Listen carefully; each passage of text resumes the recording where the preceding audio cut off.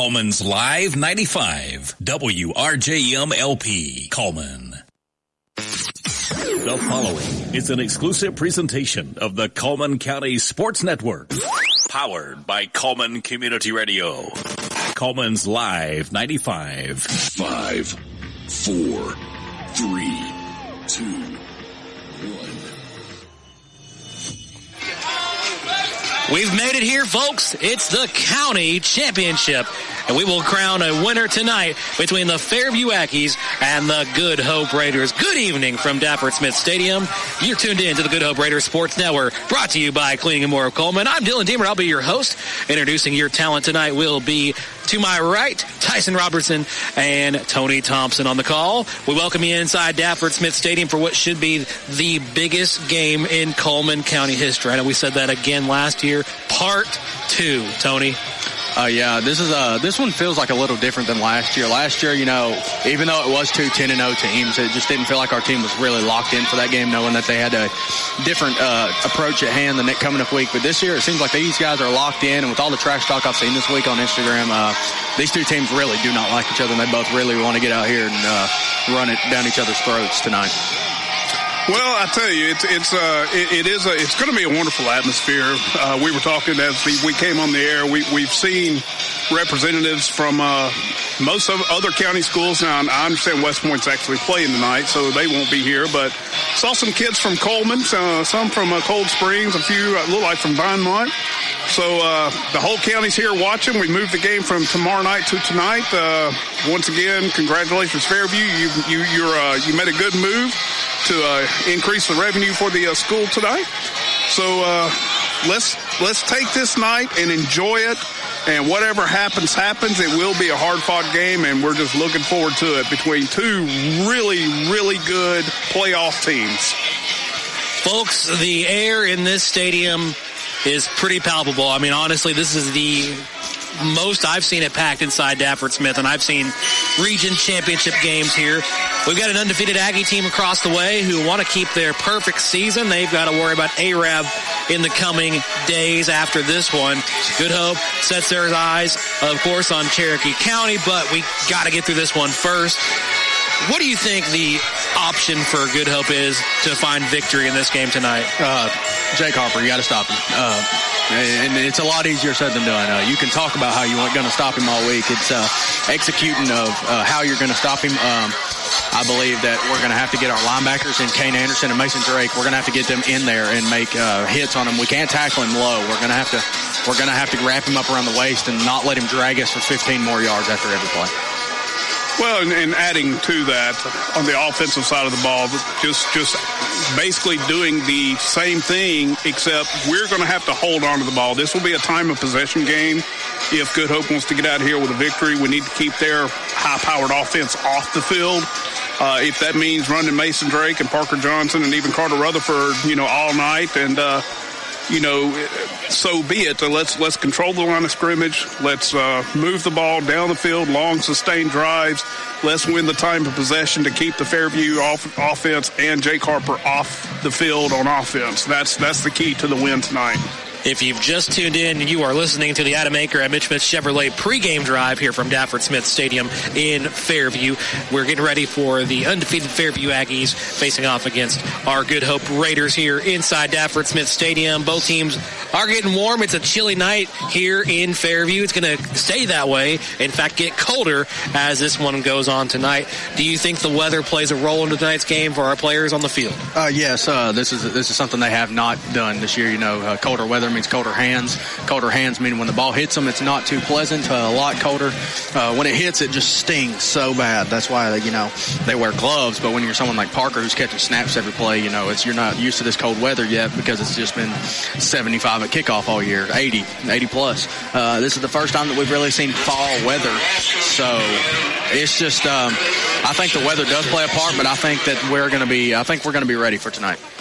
Well, and just to piggyback on what Tony just said, on a night like this when we're not used to it, every hit you feel every hit. Once you get hit when it's 75, 80, 85 degrees, you get that first hit in, and then it's like, all right, we're good.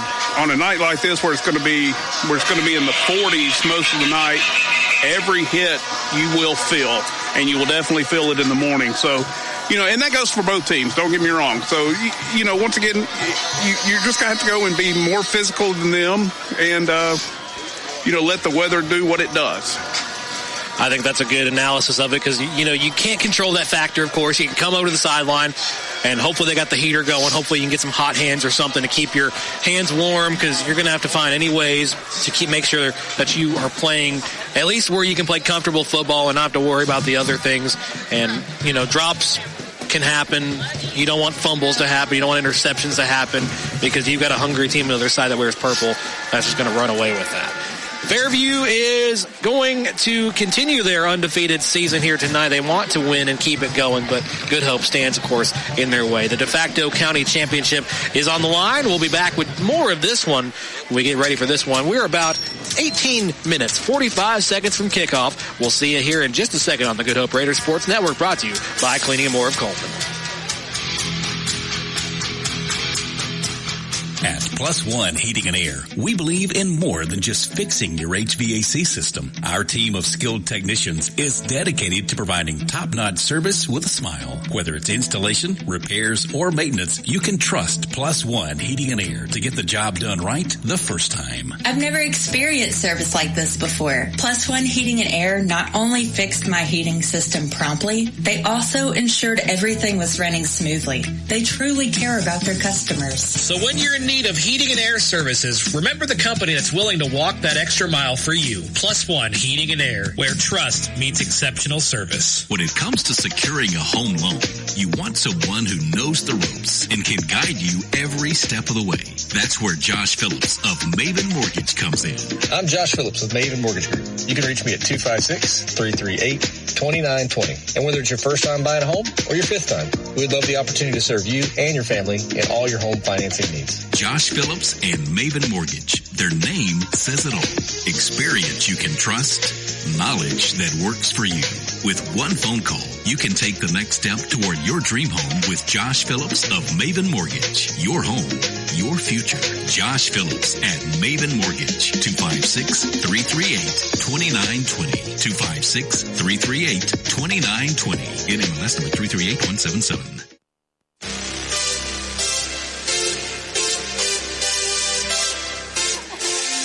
Welcome back to the Good Hope Raiders Sports Network, brought to you by Cleaning and More of Cullman. Tonight's broadcast is brought to you by Adam Aker at Mitch Chevrolet, Cleaning and More of Cullman, Cox Stanberry and Kingsley Attorneys, Cullman Appliance and HVAC Repair, Cullman Savings Bank, Cyber Broadband, Josh Phillips at Maven Mortgage, Lister Hill Credit Union. Also sponsored tonight by Merchants Bank of Alabama, Odin's Auto Glass, the Warriors team at SR4 Realty, Zaxby's, and, of course, Redstone Federal Credit Union. Tonight's broadcast is going to be a chilly one, folks. It's just going to keep getting colder tonight, but the action on the field will stay just as hot tonight. So we are in for a good game between these two county rivals. I am excited to be the host of this one tonight. Of course, I get to hear Tony Thompson and Tyson. Good Lord, I'm freezing up, folks. Tony and Tyson call it with me tonight, so it'll be a good one here as long as I don't freeze up. Yeah, man, and this is something, that was kind of planned last minute, but I'm glad to, I worked with you last year. Yes. And we had a great time last year. It's just a blessing to have you with us tonight, and, I have Tyson here with me on almost every away game. Actually, every away game you've been with me, and maybe if we can continue on next week, win our game, he'll be with me at West Morgan the following week. If they win. Yes. Of course, you gotta win them before you plan your trip. Don't book a hotel room before you know where you're going, kind of deal. Well, Tony, let's step back and talk real quick about last week's game. We had a huge win last week at Dora. At Dora, game that we got off to a little bit of a slower start and came out at the half and then really turned it on Dora to score 21 points in the third quarter and end up winning that game going away. So Just your thoughts, Tony, on last week's game and how we can move forward into tonight's game. I talked to a few coaches on the sideline last week. We definitely went in thinking, we're going to destroy this team, 2-8 and or 2-7, and we're going to destroy this team, and let's get on to next week. Come out really slow, really sluggish. Defense didn't look the greatest, but we did get some stops in the red zone that was really huge. We go into halftime 7-0, and it's like, what is going on? And like Coach told me down there, Carla Rutherford was like, guys, what are we doing? Like, we really need to, get it going here. And they finally got it going. We end up going away and blowing them out 35-15. But we need to just piggyback off the momentum that we had from the second half last week and go on this week. And, in a game that really doesn't matter on paper, I know it matters to coaches, matters to kids. You want to beat your county rival. But at the end of the day, you want to stay healthy because you got a bigger task at hand next week with Cherokee County coming to James Shepard Stadium. Yeah, I'd have to agree with you, Tony. I think one of the big things is you plan these games, and they don't weigh as much in the region standings. It's definitely a bragging rights kind of thing, but you still play these games to their fullest extent. I bet they're going to put every bit of blood, sweat, tears in this game tonight, and I don't expect them to do anything less next week with Cherokee County. I think more, in fact. But tonight's one of those games. I don't call it a tune-up game. I don't call it like that. This is fully what it is. This is, as advertised, the biggest game on the schedule. I mean, people were walking out of the stadium last year after the Fairview and Good Hope game at James Shapel Stadium and saying, man, I can't wait for next year for this to happen again. And, 365 days have passed by, and we're here again. And for the most part, both teams held up their end of the bargain. We did have the one little slip-up that we had the game at Hamilton. Once again, Hamilton's a really, really good football team. Yes. A team full of juniors, so it's a team that's going to be a problem to be reckoned with next year, too. Yeah, don't discredit the Aggies one bit. And I'm not talking about the Fairview Aggies, I'm talking about the Hamilton Aggies. Yeah, the Aggie Bulldog, whatever they are. Whatever they want to be, yeah. Don't discredit the Aggies in Hamilton at all, and I don't discredit the Aggies over here. The closest thing they've had to a slip-up was at the hands of the 1-8 Sardis Lions, which, to tell you the truth, folks, I don't know how that happened. I still couldn't tell you. I'd love to actually get Chris's point of view. I'd love to get Coach. What happened? I'd love to get Coach Redding's point of view on that one. I want to know. I probably wouldn't want to get his point of view. Well, not on the air. No, I would like to know what Fairview coaches thought of that one, because that was the one thing closest to a struggle. It was a struggle. And I truly believe that was probably like our Dora situation. They come in saying, well, this team's 1-7, or 1-6 at the time. They're like, oh, we'll just blow them out of the water and move on to next week. And Sardis come out and said, what do we have to lose? Let's go out here and try to beat these guys. They're undefeated. One of the top teams in 5A. And let's go out here and see if we can upset them. And then, Fairview's down at halftime, and it's like, whoa, we got to wake up. Yeah, it looked like something when you have an SEC, powerhouse struggling to the bottom feeder, like a former Vanderbilt or South Carolina type team. Now I'm gonna give the Doors their respect. They're up there now, but there was a time and place when you were trailing to Vanderbilt at halftime, they thought about firing the head coach. Of course, that's not the case anymore. It just takes you having a 3-loss skid. You've had a top 10 program, and you get out the door, but that's not the case here, folks. Tonight we've got two big teams here in Cullman County that are just hungry to play some more football here. And why not be the best two teams in this county? Yeah, it's something that's very fun. And I think this is something that you need to do every year, schedule more county teams. Yes. We play West Point to start the year, and now we play Fairview to end the year. I would like to see a handful. I think a lot of people on the Good Hope side would like to see a handful. Would like to see a handful. I wouldn't mind scheduling, A lot of people in Hansville wouldn't want to see Good Hope on their schedule. No. Well, Hansville don't want to see anybody on their schedule at this point. No. I think this is a really good thing for both, not only like schools, it's like these kids, they grew up together, they've known each other most of their life, and then now they've get the chance to play each other in the biggest lights of or the biggest moments of the year. So it does kind of suck that you're like a week out from playoffs, but it's just how the cookie crumbles, man. But we'd like to see what we can do here. Tonight's one of those games that I really wish we didn't play it here at Fairview or Good Hope. I wish we kind of played it at Oliver Woodard as like a neutral site bowl game. But, of course, we're going to do it this way. But we're going to take a break. We got our national anthem coming up. We'll be back in just a second. You know, we have one of the coolest places right here in Cullman. It's Cleaning and More Cullman on County Road 437. Cleaning and More Cullman has reliable and professional residential and commercial cleaning services tailored to your needs. And I know because we use Cleaning and More Cullman at the Warhurst Team Realtors for our buyers and sellers. Cleaning and More Cullman is more than just cleaning supplies. They have janitorial supplies like trash can liners of all sizes, cleaning supplies, mops, brooms, paper towels, they have it all. Plus concession stand and restaurant supplies like cups, cutleries, plates, to-go containers, bags, straws, nacho trays, even popcorn bags. Cleaning and More Cullman has it all. Need climate control storage? How about 10 by 10, 10 by 15, and 10 by 20 units? And they even have the U-Haul trucks to carry your stuff. You can check them out at cleaningandmorecullman.com. You can get info at cleaningandmorecullman.com. Or the way I like, you can dial them up at 256-736-9944. 256-736-9944. Cleaning and More Cullman, County Road 437, under the big white sign with the U-Hauls. Live 95 is brought to you in part by Merchants Bank of Alabama, a division of South Point, now with several locations across the state, but still located in the heart of Cullman County. They are a proud sponsor of Cullman Community Radio on Live 95. Merchants Bank of Alabama, a division of South Point Bank, member FDIC.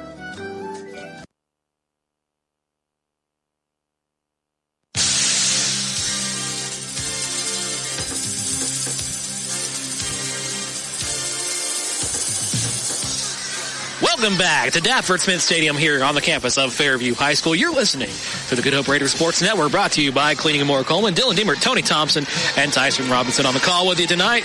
The voice of the Good Hope Raiders. Tony, we are 8 minutes away from the biggest showdown of the year. Yeah.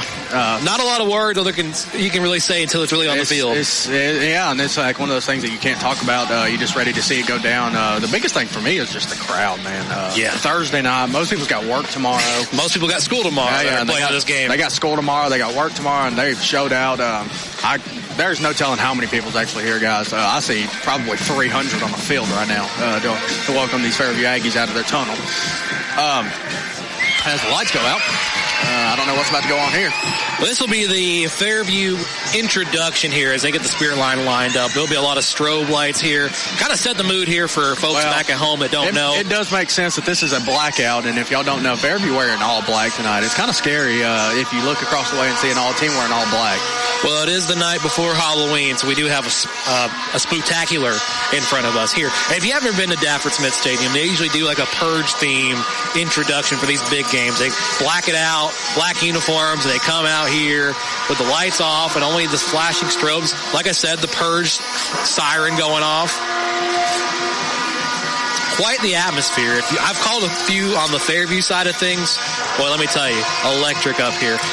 I'm wondering, with the new LED lighting system here, do they have the dancing lights like some of the other schools? I don't know if they do or not. That'd be interesting to know if they did. I would like to see that on a more mainstream level in our Cullman County schools. If I was in charge, I'd be working on that myself.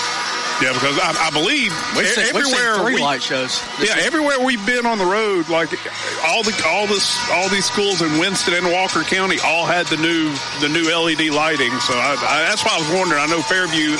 I guess Fairview's the only school that does have the LEDs. As we just had a ear blaster. Guys, there's going to be people around us all night. Yes. We apologize. A lot of noise you're going to hear back home. A lot of people standing close by. We don't have any hot mics out here, so no bad words to be said. But Fairview going to trot out their captains. Same with Good Hope. I don't even see our guys. Oh, there they are. Of course, the Aggies ready to come out to the sound of Metallica's Enter Sandman from the 1991 self-titled album, Metallica, also known as the Black Album. Kind of the reminiscent of the Virginia Tech tradition here. They'll take it to Fairview. The Aggies lined up behind their inflatable tunnel here with the 2 Aggie mascot logos. The lights come back on. as the Aggies line up behind. They'll be wearing their black uniforms, black pants, purple stripes on the side, purple helmets with the F logo, like they have midfield with the purple and gold. The Good Hope Raiders tonight in their road white jerseys, feathered helmets, and white pants with red numerals all over. And tonight's captains for your Raiders, it's going to be, looks like the pretty standard, 0, 1, 2, and 3. It's going to be 0, Carter Rutherford. Number 1, Mason Drake. Number 2, Tyler Bird. And number 3 is Cody Stevens. Cody Stevens. His mother is probably going to kill me for forgetting that. What I see across the way is number 16, Zayden Cruz for Fairview.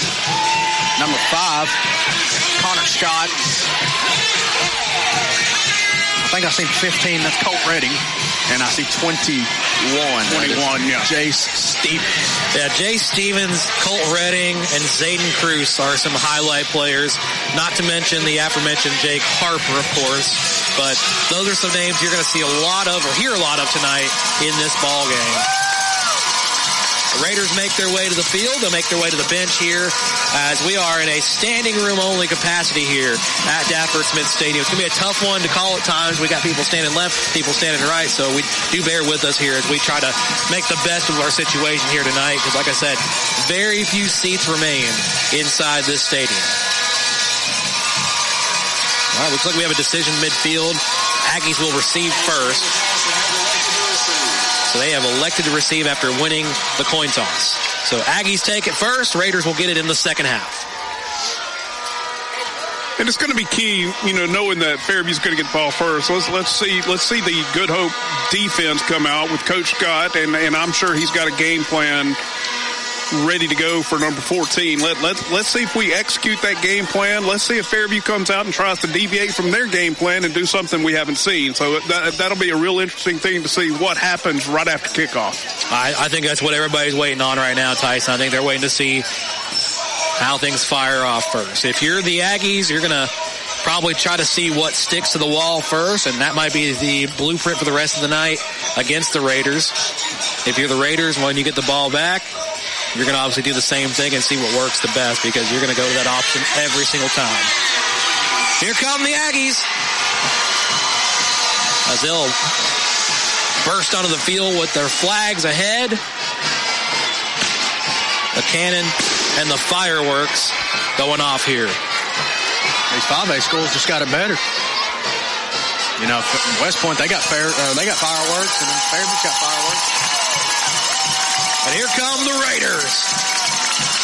Raiders being led out by QB1, number 7, Parker Johnson. He is fired up. He's trying to fire up the crowd as he comes out. Good to see that. Good to see that your quarterback's really already into the game.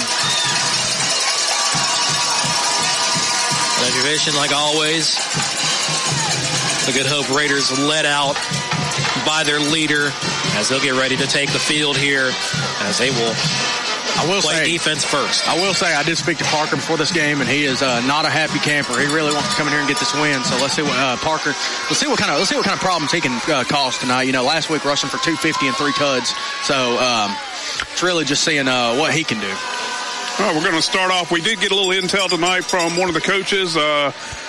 Number 50, Titus Montgomery, will be doing the kickoffs tonight. 98, Chase Pruitt. I don't have my roster in front of me, and I should know all these names. I've called them out all year. Chase Pruitt will be doing the place kicking, but he wanted to still limit Chase a little bit on. Chase is coming off of a 7-week injury, so he's going to let number 50, Mr. Montgomery, continue to do the kickoffs. Well, as the ball's placed down at the 40-yard line, Titus is going to bring his guys in. Back deep for the Fairview Aggies, as I see, is number 15, the long man deep, and that is Colt Redding. Fairview's looking as if this might be an onside. I'm sure this is just going to be some kind of pooch kick, as we've seen all year. Tony, tonight's broadcast is proudly brought to you on Cullman's Live 95.5 WRJMLP Cullman, your home for the Good Hope Raiders Sports Network, powered by Cleaning and More of Coleman. The voice of the Good Hope Raiders, Tony Thompson, take it away.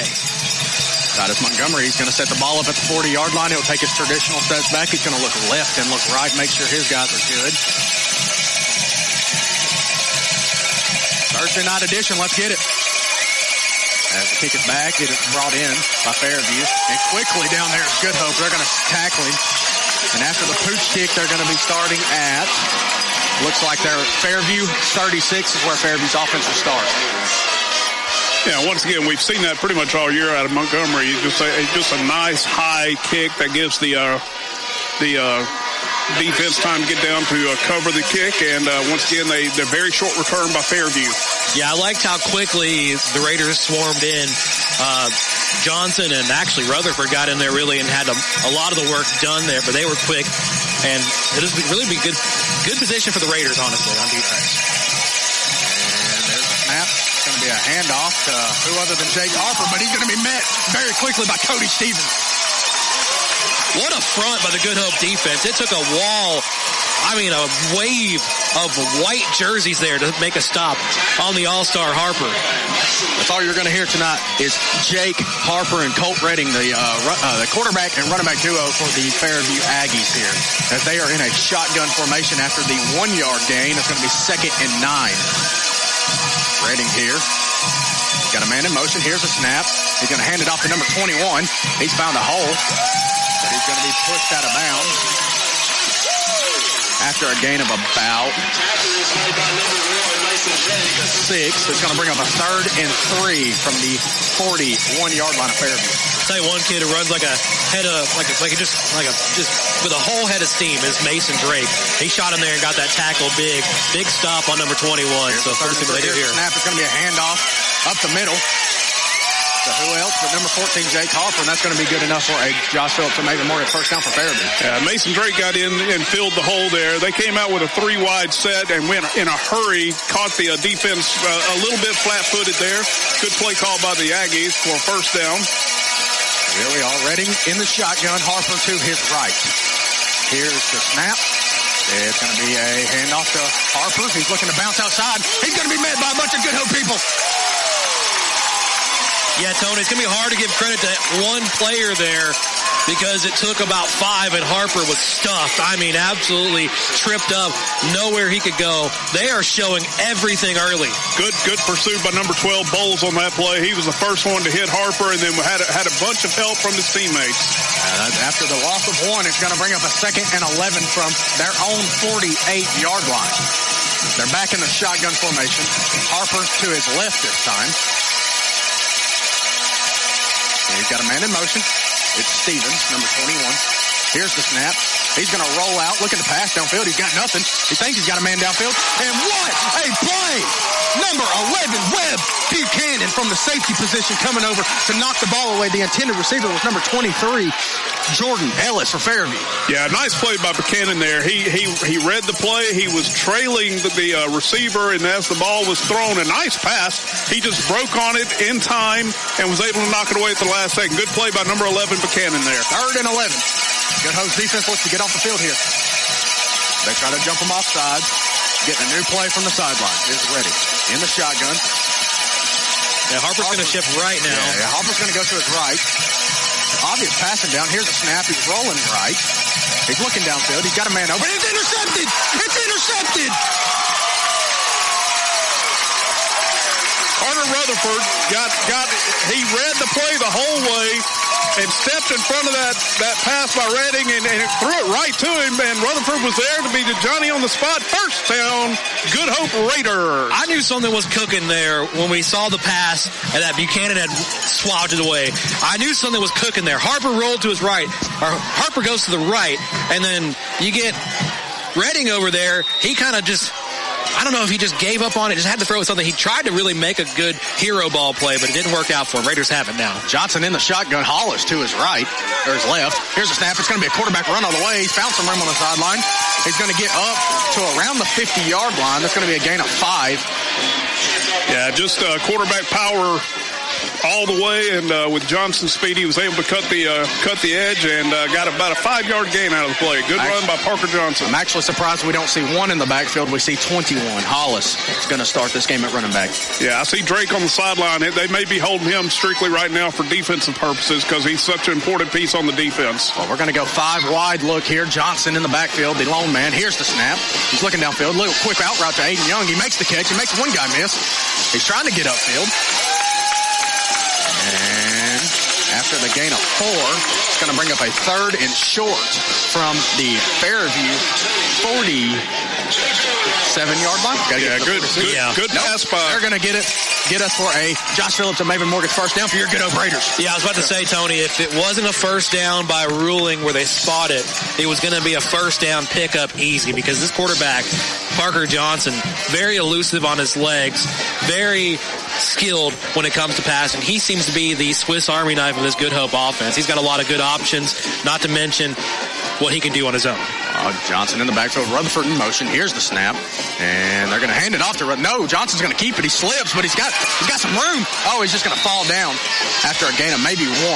So that's going to bring up 2nd and 9. Nope, they're going to say they're going to say no gain, no loss. So that's the best case scenario. I know Johnson was really wanting to make the breakout play there, but the way the turf is feeling right now with the lights on it, it's really slick out there as Mason Drake's also going to check in for Good Hope. Yeah, we actually had 2 players slip, not only Johnson, but on the fake, Rutherford actually slipped down also.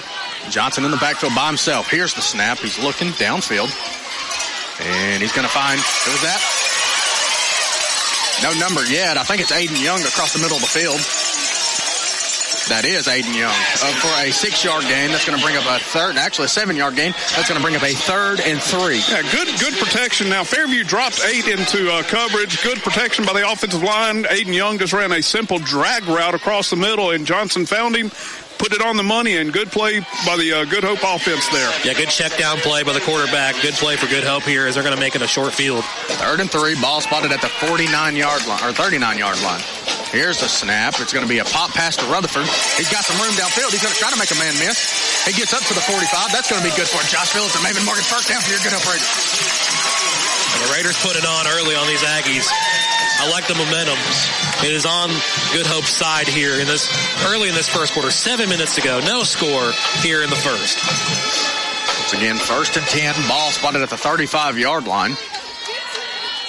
Johnson's going to lead his guys up to the line. It looks like Rutherford's going to be in the backfield. No, he's going to go out. They're going to go with another 5-wide look. A lot of 5 wide tonight, something we're not used to. Johnson, here's the snap. He's looking downfield. He's got a man. He's just going to run it. There he goes. He's going to make a man miss. He's going to lay his shoulder down, but that's good for Josh Phillips and Maven Morgan's first down, and they get up crap talking to each other. All that in a bag of chips for Parker Johnson. He picked it up on his own and just ran it down the middle and ran it down their throat. And they had something to say after that play. Nuh-uh. You just got a first down play there, Parker Johnson. Attaboy. That's going to bring up 1st and 10. It's actually hard to see exactly where the ball is spotted here. Yeah, we're at a really bad angle on that play. Once we went 5 wide, spread the defense out. It's going to be at the 17. They sent a free runner, and Parker just stepped up into the pocket and had an open field in front of him. Johnson in the backfield. Drake to his left. Here's a snap. It's a handoff to Drake. He's looking to find a hole. He finds one. He's going to fall forward for a couple yards, maybe a gain of 5. That's going to bring up a 2nd and 5 for your Good Hope Raiders. Yeah, nice stretch handoff play there. The idea behind that play is just let your blocking do what it does, and as you're moving towards the sideline, you're just looking for the hole to cut back, and that's what he did. Nice play by the running back there. Johnson got a play. He's going to the line. Going to let all of his guys know, and they break the huddle. Looks like Drake is going to be in the backfield with him to his right. Johnson with a 4-wide set here on the low side. Here's the snap. It's just going to be quarterback keeper for Johnson. He's looking to bounce outside. He does. He's going to run through one man. Looks like Colt Redding was the one he ran through. And Johnson really giving these guys fits on defense. I don't know. They're just not expecting the quarterback to be so versatile and mobile here. But Parker Johnson has been carving up yards here and really putting Good Hope forward in a good position here. It's going to be a 3rd and very, very short. Yeah, 3rd and less than a yard. And I'm wondering if we may just go Wildcat here with Drake in the backfield and just let Drake. Nope, they're sending him wide. Nope, they're going to go 5 wide with Johnson in the backfield. I'm sure this might be a quarterback sneak or quarterback draw, but let's see what we got here. Johnson with the snap. Oh, and he's looking to pass it. He finds Rutherford on the outside. He makes a man miss. Touchdown, Raiders. Once again, you called it, Tony. They went 5 wide, had Carter Rutherford on the right side in 1-to-1 coverage. They faked Johnson, and he just threw it out into the flat to Rutherford. Rutherford made the one-man miss, and he just strolled into the end zone for the Raider touchdown. Point after. Webb Buchanan looking to be the holder here for Chase Pruitt. Snap looks good. Holds good. Kick is up. And it's good. Mr. Automatic Chase Pruitt. I don't know how many he's made this year, but he ain't missed one, Dylan. Man, the Raiders stuck it in early. It's really good for Good Hope to have this lead here. 7-0 over the Fairview Aggies. As, you know, we came down to it was on the 8-yard line, 3rd and 1. I thought, well, just get the first down, 1st and goal. We'll work with another 4 set. No. Parker Johnson said, no, I know a guy. And he found Rutherford with no issue. Rutherford found the end zone. Tyson, we're up. This is something we ain't seen all year. A bunch of 5 wide to open out. What did that look for you? I mean, it looked like we just drove the ball downfield on one of the best 5A teams in the state. Absolutely. Number 4 5A team in the state. And you're right. We basically we did what we wanted to that drive. Now, of course, Coach Redding will make adjustments. I mean, that's to be seen. Now, how do we counter those adjustments on the next drive? So, once again, we're going to be kicking off from the 40, number 50, Titus Montgomery. And let's see if our defense can do what it did on the last series for Fairview by getting an interception last time. But we held Jake Harper in check, so let's continue to focus on him and go from there. Here's Montgomery. It's going to be the sky kick. Fair catch. Can't hit him. It drops. Jump on it. I see Todd is saying on ball. It's Raiders have it. Oh, my. And guess who comes out with it? Carter Rutherford. Remember the name, people. Remember the name, Carter Rutherford. Yeah, Fairview, they just had some miscommunication. They had 2 different guys calling for a fair catch, and when the ball came down, they didn't catch it. They just let it drop between them, and we jumped on it, so it would be first down, 10 yards to go for the Raiders from, it looks like the Fairview 44-yard line. 1st and 10. We're going to be in that 5-1. No, Mason Drake coming in late. He's going to be to Johnson's. No, we are going to go 5 wide here. Hey, if it ain't broken, don't fix it. Here's the snap. He's looking to pass the ball. He's just going to run. No, he's looking deep. It's a wobbly one. Oh my goodness. Nearly intercepted there by number 5 from Fairview. He had a one hand on it. Really couldn't lock that one in, and I don't blame Johnson for trying to go for it, but that's just a very dangerous pass. Yeah, I don't know if he saw the safety high, number 5. No, I don't think he did either. That was they kind of baited Johnson into throwing that one. Once again, good defense by the Aggies, and we're fortunate because, like you said, when that ball came off Parker's hands, it fluttered. It actually may have slipped. Well, here we go. 5 wide again. We got Bird down to the close side this time. Here's the snap to Johnson. He's looking that way, and he's looking to run it. He's got some space. He's got the speed. There he goes down the sideline. We see flags everywhere. Sure, this is going to be a holding on the outside on Aiden Young. Yeah, we're going to get hit with a holding call here. And it's a good call. We were trying to seal the edge, and looks like we got our hands up under the jersey a little bit too much there. So that'll be a big penalty going against us. Yeah, I think with all the eyes in the county and all the eyes in the state on this game, I mean, I'm surprised this isn't like a statewide game of the week. It should be, but the officials are going to call this one down the line as best they can. I haven't seen any indication early of anything going one way. This is our first penalty in the game, but I have every belief that the officials are going to call it straight down the line the best they can, but you know, you never know how things go with some of these games. That's going to bring up a 2nd and 20 from the 50-yard line. Once again, if you're just joining us, 4 minutes left in the first quarter. Your score here is 7-0. Your Good Hope Raiders. Johnson in the backfield by himself brings Drake in motion. Here's the snap.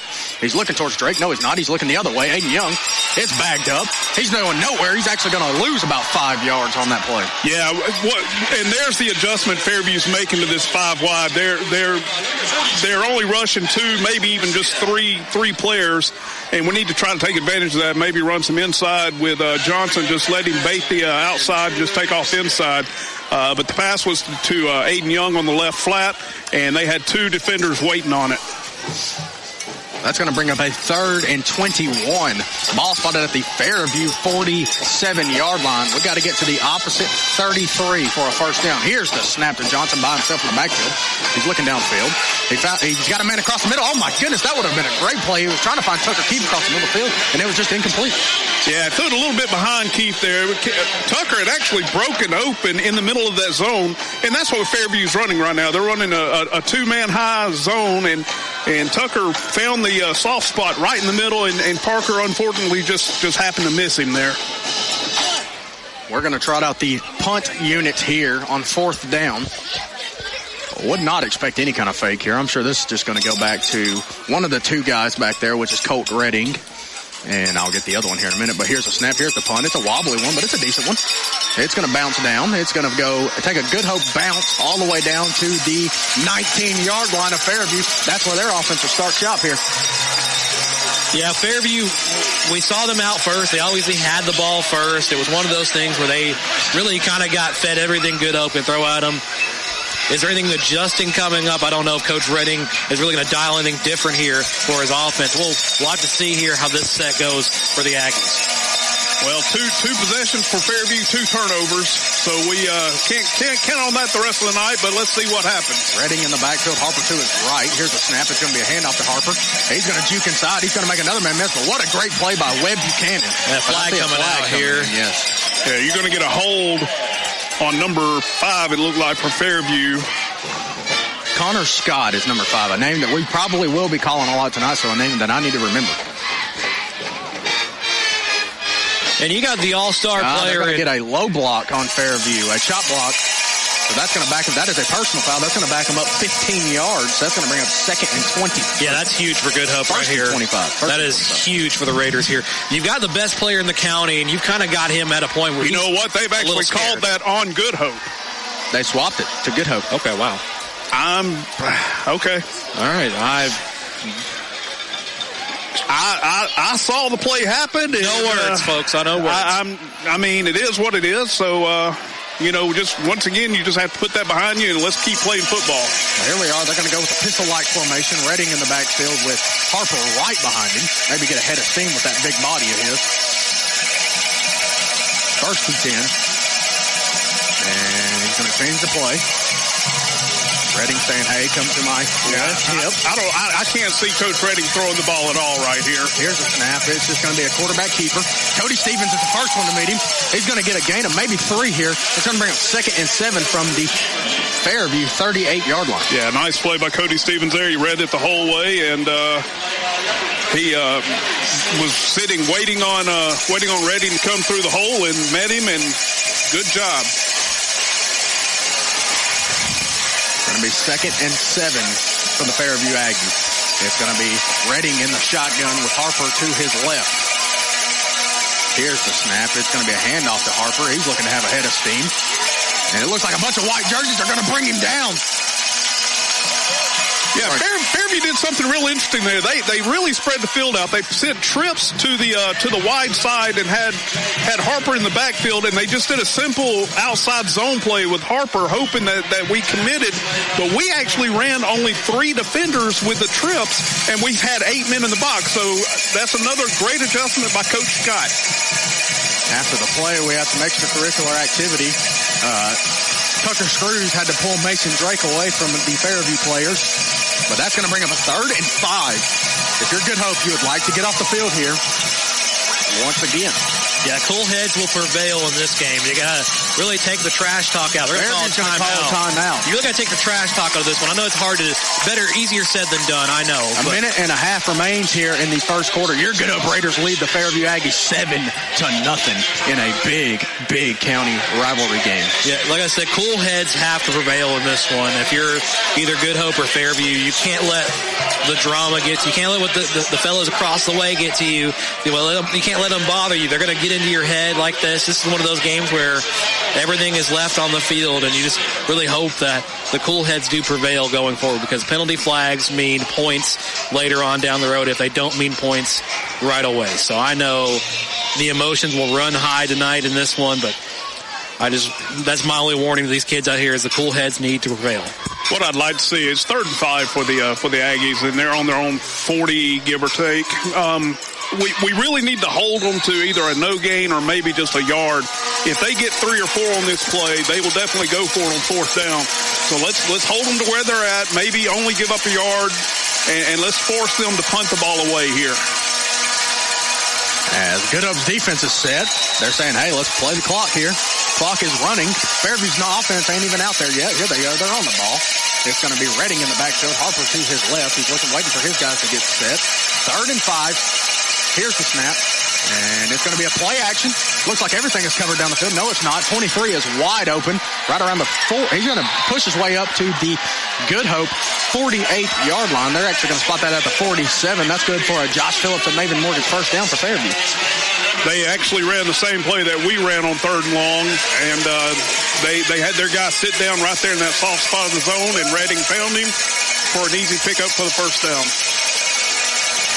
After the pickup of probably like 15, it's going to bring up 1st and 10. Here's the snap. It's going to be a handoff to Harper right up the middle.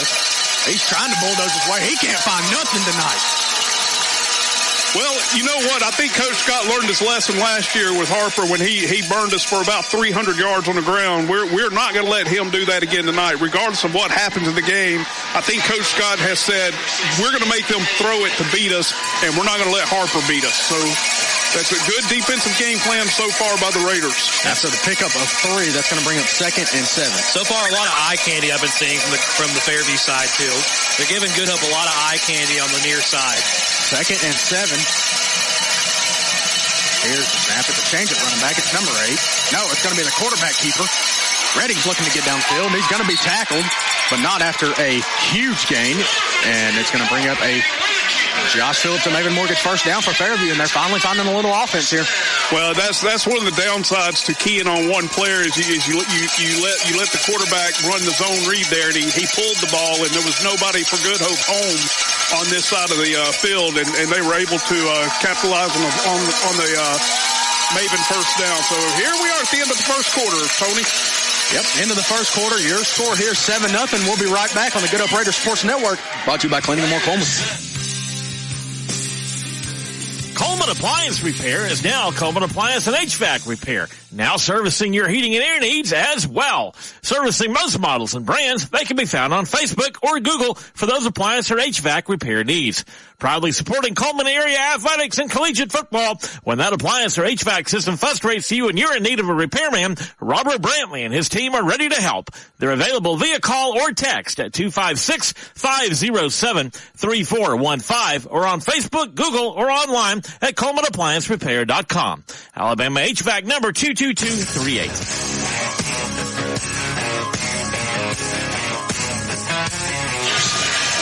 Welcome back to the Good Hope Raiders Sports Network, brought to you by Cleaning and More Cullman. If you're just joining us, it's the start of the second quarter. Your Good Hope Raiders lead the Fairview Aggies 7-0 after 1. As they are changing spots of the field, it's going to be 1st and 10 for Fairview as the start of this second quarter. Yeah, Tony, you can mark 1 off your list. You still got 3 more to play. You won the first quarter. Good Hope needs to win the next 3, of course, to really come out and savor this one. But you got to get through the toughest team in this part of the state first, and they're on offense right now. You got to hold them good. 1st and 10. Here's what happens to Redding. Sure, no, but it's going to be a play action. He's looking downfield. He's just going to run it. He's going to be popped. Kane Anderson. Yeah, his receiver actually fell down, and he had nowhere to go with the ball, so he had to tuck it and run, and Kane Anderson met him after just a few yards. And he's going to get a gain of 2. That's going to bring up a 2nd and 8. But one thing I did talk to Kane today, and he said that he was ready to pop some people today, and right there he showed it. Literally did, Tony. Literally did put the pop on the quarterback, and he kind of lost his footing there. Here's the snap to Redding. It's going to be a handoff to Harper. He's looking to find a hole. He just can't find nothing tonight. Once again, good fill-in defense there by the linebackers. I'm not sure who it was. Was it Anderson again? I'm seeing everybody tapping Screws' head. All right, maybe it was Tucker Screws. But, yeah, once again, they ran an inside zone that time, and the cutback lane was filled very quickly by Screws and filled it in. So 3rd and long. 3rd and 7. Redding looking to the sideline. It's that pistol-like formation with Watch out for 23 coming across on the drag like he did last time. Sit in the middle of that zone if they throw the ball. Yeah, I don't like this look. It's a high snap. Quarterback keeper all the way. He's going to be met by these Good Hope Raiders. Looks like Mason Drake. Kane Anderson possibly in there on the play. We Anderson had 3 Raiders there. As we got referees still pushing people away from each other. Yeah, Anderson and Drake were in the mix there, but I think Mason Drake may have done the Allen Iverson step over of Tyronn Lue kind of play out there. I think he stepped over. Big fourth down here for the Raider defense. 4th and 4 for the Aggies. Once again, 4th and 4. Your score here, 7-0. 10 minutes remain here in the second quarter. This Good Hope Raider defense looks to get off the field here. As they go in shotgun, they're going quick off the line. And it looks like they're going to call a timeout. That's going to be the second one of the half. They got one more remaining. Once again, your score here, 7-0. 10 minutes remain here in the second quarter. These Good Hope Raiders lead the Fairview Aggies after a first possession turnover from Fairview. We went right down the field and scored on them, and after that, we haven't seen much offense by both sides. This is the best offense we've seen from Fairview.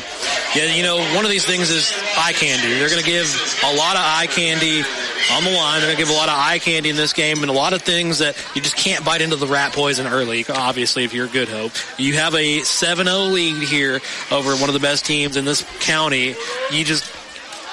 I know no one's really getting cocky yet, but nix that if that comes up. Obviously emotions will run high, but this is a good start for Good Hope. But Fairview is knocking at the door every step of the way. And that threat doesn't go away. What you're wanting to do right here if you're Good Hope, it is 4th and 3. You got 2 players you got to key on. I just cannot see them throwing the ball here. If they throw it and beat you with it, so be it. But you cannot let Harper nor Redding run for this first down. You send the house after those 2 players, and if he pulls it and throws it, you just cover deep and hope that you keep him from scoring here. 4th and 3. Here's the snap, and it's going to be a pass. We're trying to get some pressure in there. He has nowhere to go with it. He's just throwing it up. Webb Buchanan knocks it down. Turnover on downs. Good Hope's going to take possession here.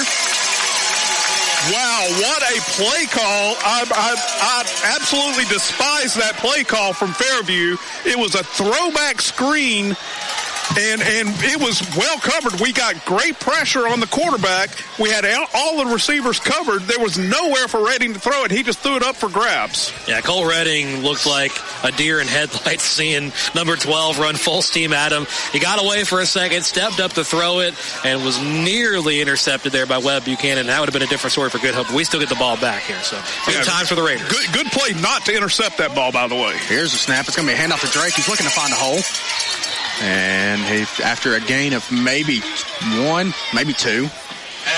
Yeah, once again, the good defense by the Aggies there. They were keying on Drake, and we did for the first time really hand it off to him, and they were waiting on him. After a gain of 1, it's going to be 2nd and 9 for your Good Hope Raiders. I still think that the Witcher plan right now, as we've seen all night, is to work the edges and work the perimeter and then occasionally hit it inside. And that's what we've seen all night so far. We're going to go 5 wide again. Here's the snap. Johnson's looking downfield. He's just going to throw it quick to Rutherford. Let Rutherford do his thing, but after being tripped up, but he did get a gain of 6 yards. That's going to bring up a 3rd and 3, maybe 4. That was a really big tackle by the Fairview Aggie there. Looks like number 5 absolutely made a game-changing tackle there. If he lets Rutherford free with a head of steam, Rutherford may still be running right now. That is Connor Scott on Fairview, number 5, making that huge tackle.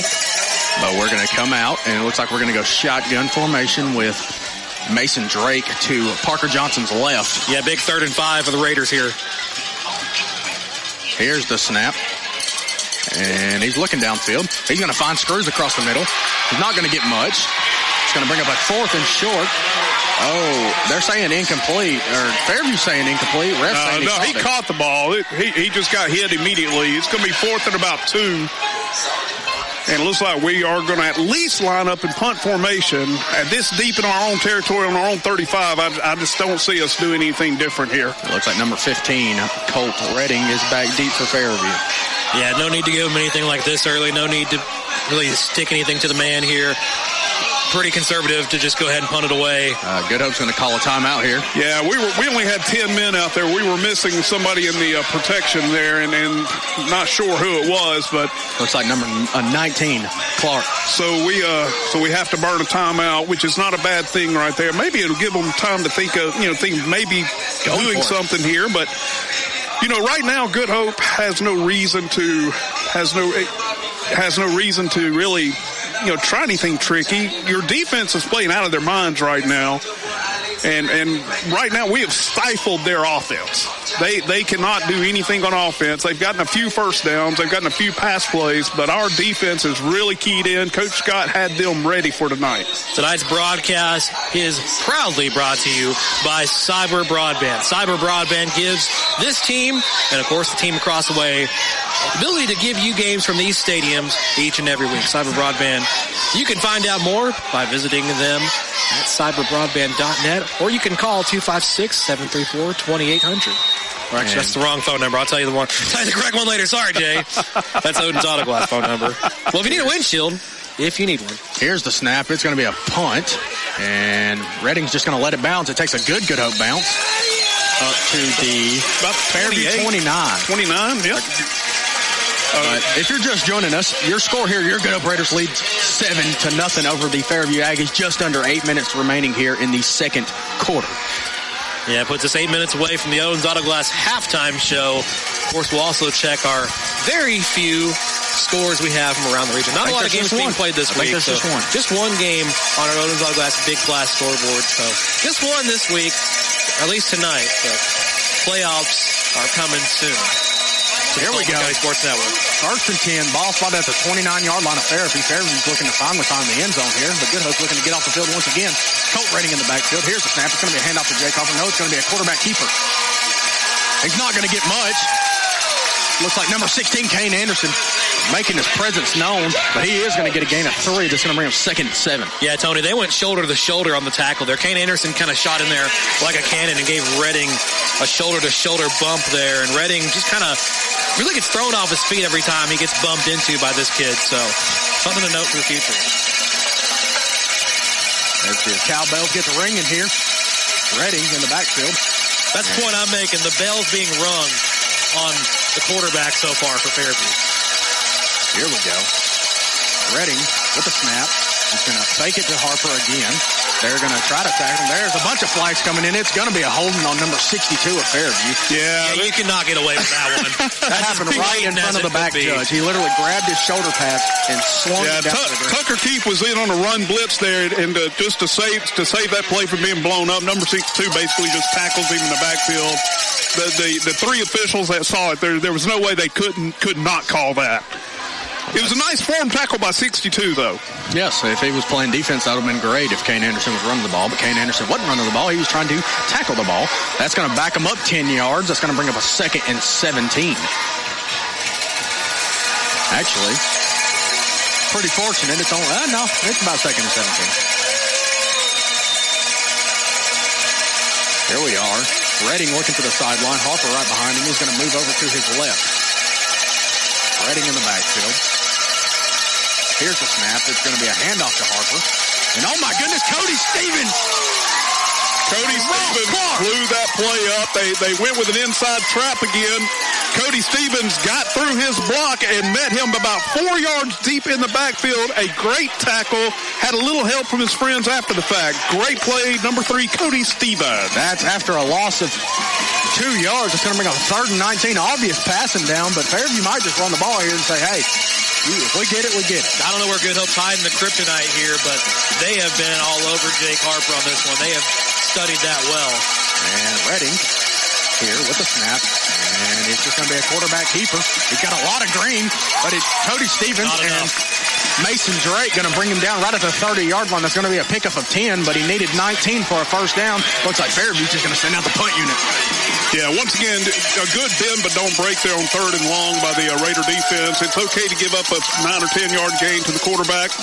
Once again, they were all flowing with Harper, number 14, coming to the right. And Redding took it to the left and found a little bit of daylight. But once again, we did not get caught, didn't get caught looking at Harper. and was able to. Sorry for interrupting. Good Hope's going to call a timeout here as we had too many men on the field. Yeah, look at that, corrected early. Tonight's broadcast of the Good Hope Raiders Sports Network, powered by Cleaning and More of Cullman. It's always sponsored by our friends over at Zaxby's, who do our starting lineup sponsors. Zaxby's sounds like my dinner plan tonight. They are absolutely craveable, daringly zesty, made to order chicken fingers, wings, and more. This is going to be good, folks. You can order ahead at Zaxby's.com or use the Zaxby's app with 2 locations in Cullman, on Highway 157 near Walmart, or on Olive Street. If you're just joining us here, your Good Hope Raiders lead the Fairview Aggies 7-0. 5 minutes and 42 seconds remain before halftime. What I'd like to see here, Tony, and I apologize for interrupting. What I'd like to see here is if they do punt it and we do have a return, there's only 5 and some change left here in the first half. We also get the ball to come out in the second half. I'd like to see us take about a 5-minute drive, take it down, score again, and then immediately get the kickoff to start the third quarter. There and back in punt formation. Here's the snap. It's going to be punted. It's a boot. Rutherford's calling for a fair catch. Just make the catch. There you go, Carter Rutherford. That's going to back him up to around our own 28. Goodness, who was that? Number 11. Goodness. What a punt. Jagger Bailey. That was a punt, ladies and gentlemen. Yeah, no, that kid, we saw him in warm-up, and he's got a boot on him. And their kicker, I don't know who their kicker is, but he's got a leg on him, too. Yeah, one thing to note about the Fairview community is this is a kicking community for sure. They have had some great kickers come through here, not to mention I hope they're still undefeated, West Alabama kicker that once trotted the sidelines across the way from us. Here we are. Lord forgive me, I forgot his name. 1st and 10. Here's the snap. It's just going to be quarterback keeper all the way. As there's a cloud of players over there. I didn't get to see exactly what happened. It looked like he might have got maybe 1, maybe 2. Yeah, once again, a quarterback power play to the right side. And unfortunately, Fairview had the numbers that time. They had a free roamer that could come up and meet Johnson at the line of scrimmage. But after the gain of 1, that's going to bring up 2nd and 9. Your Good Hope Raiders are leading right now, 7-0. 5 minutes remaining here in the second quarter. But once again, like we talked about, I'd like to see us drain this clock down. Even if we don't score, don't give the ball back to them. Here we go. Johnson in the backfield by himself. He's looking downfield. He's got a really good... Oh, my goodness, and it's intercepted. Yeah, number 5, Connor Scott. He had all the time in the world and was a little too patient. That was an early Christmas gift for the Aggies right there. It was one of those, he just couldn't get control of it, tipped it up, went one way, went another, and finally locked down by Scott there. And Fairview really will just capitalize with that. So, hate to see it. That's just an unfortunate play. That's the one thing you did not want to do in this situation. Once again, the pass was a little bit high for Aiden Young. Aiden tipped it up and into another Fairview defender who also tipped it, but Scott was able to bring it down for the interception. Here's the snap. It's going to be a handoff to Harper. He's looking to find some momentum, and he's not going to. After a gain of 2, that's going to bring up a 2nd and 8. Shout out to Tyler Bird and Mason Drake, the 2 people I seen in there for sure. And, Tony, quick correction on something I said a minute ago. This is really not related to this play, but shout out Elijah Guyton, who I was mentioning, the kicking dynasty here in Fairview, playing over for West Alabama now. If you're listening, Aggie fans, I don't know why, but... Yeah. Here we go. 2nd and 9, actually. Here's the snap. It's just going to be a handoff to Harper again. And these Good Hope Raiders are trying to find him. Oh, the ball popped out! Good Hope says they have it, and they do! Wow, the 3rd turnover of the night for Fairview. I don't know. It may have been Anderson that put his helmet on the ball, but once again, it was a clear fumble. There was a question of who came up with it, but a Good Hope Raider did come up with it. So back-to-back turnovers, and we're back in business now with 4 minutes remaining in the first half. I don't know if this is going to get called, if it was spotted, if there's a flag down, but Mason Drake came out of the pile, had the ball, and just threw it over at the Fairview sideline. He's got a history doing things like that before, but has to be careful. No flags on the field, but has to be careful. Emotions cannot run too high. That's going to bring up a 1st and 10 for your Good Hope Raiders. We're going to go 5 wide to start this possession here. Johnson in the backfield by himself. Takes the snap. He's looking to run. Nope. He's looking to run again. And he cuts back inside. Tucker Keefe looks like the only receiver that was trying to block for him.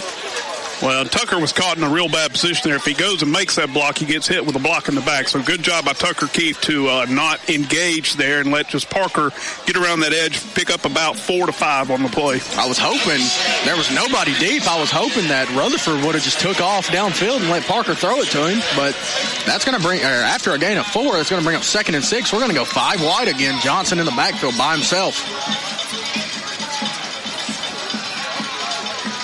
He's going to bring Hollis in motion. Here's the snap. He's looking and looked like a miscommunication. Actually, I believe that was tipped at the line. Yeah, very choppy pass coming from Johnson there. Yeah, he was looking to hit Aiden Young in the flat again. And which he's actually lucky that he did not get that pass off because that was intercepted. They were all over the play, and once again, it did get tipped at the line of scrimmage. Brings up a big 3rd down for the Raiders. It's going to bring up a 3rd and... Actually, they're going to call it a 3rd and 7 from our own 30-yard line. We're going to go 5 wide here again. Johnson in the backfield by himself. Hollis in motion once again. Here's the snap. It's just going to be a quarterback keeper all the way. He's going to cut back inside. He's going to make a couple guys miss. He's going to drive his way forward. He's going to brought up short here of the 1st down. Jake Harper on the tackle. Seems to be where he's had the best success so far in this game. And actually, this is going to be brought back. I think that was a holding call. Yeah, we got hit with a hold there. I didn't see it, but I did see the flag go down. I did not see the hold. And Fairview will accept the penalty because that would have brought up 4th and short. Now it's going to be 3rd and very long. And they called a chop block. That's the 2nd chop block we've had tonight. So that's a 15-yard penalty. That's something we need to clean up. That's going to bring up a 3rd and 22. I would like to see what we're going to do here. Well, I wouldn't hate it just to send five deep and just let Parker sling it as far as he can. If it gets intercepted, it's just as good as a pass. Just an arm punt at that point. Yep.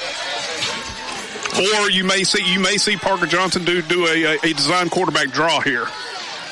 Here we go. Johnson in the backfield. Here's the snap. Yep, that is exactly what it is. He's looking to bounce outside. Wow. Oh, man, I thought he had a lot more room than that. Wow, Fairview just got away with a pretty late hit on Johnson there. Johnson gave himself up at the sideline to keep the clock running, and as he put the ball on the ground, Fairview had one of their young men came in and took a pretty good shot at him. Yeah, that's what got me, Tyson. I was like, what? I can't believe they got away with that one here on the sideline, but... After a gain of 5, it's going to bring up 4th and 17, and Goodup's just going to send the punt unit out here. They're going to run as much clock as they can off here. Right before the 2-minute mark, it's 7-0. Your Goodup Raiders lead over the Fairview Aggies. Here's the snap. Here's the punt. It's a pretty good one. It's got a little wobble to it. And we're just going to let it take a Goodup bounce up to the Fairview 48. That's where they're going to start here. So let's see if we can get our defense out here and get a 2-minute stop here. Still 7-0 Raiders over the Aggies here. And the unofficial, should be official, Cullman County Championship game here at Dafford Smith Stadium in Fairview, Alabama. Glad you're with us here on the the Good Hope Raiders Sports Network, brought to you by Cleaning and More of Cullman. Dylan, I know you ain't used to it, but... No, I know. I got to clean it up. Looks like it's going to be number 8 in the backfield here, and that's Rex Chandler instead of Jake Harper. Yeah, it looks like they're going to give Harper the rest of the half off, and this is a very capable backup to Harper. But he's going to be, oh my goodness, tipped over on his head by Kane Anderson. After a gain of 2, that's going to bring 2nd and 8. A minute and 50 seconds here left in the second quarter, and the clock's just running down. I don't know if Fairview's pretty much conceded this one. Well, the advantage is they only have one timeout left. They had to use 2 of them earlier. If they had their full complement, you may see something different. But they are taking their time here with a buck and a half left in the half.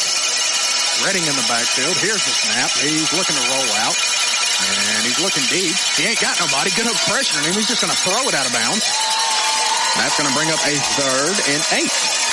Yeah, good pressure by Tucker Screws, and I'm not sure who else. Was that Cody Stevens Cody Stevens, yes, sir. I want to say, this is one of the first times that we've seen Tucker Screws really play almost every down at defense, and he's not disappointing. He's a kid that should have been playing defense all year long. Yeah, no, he's somebody you see out there.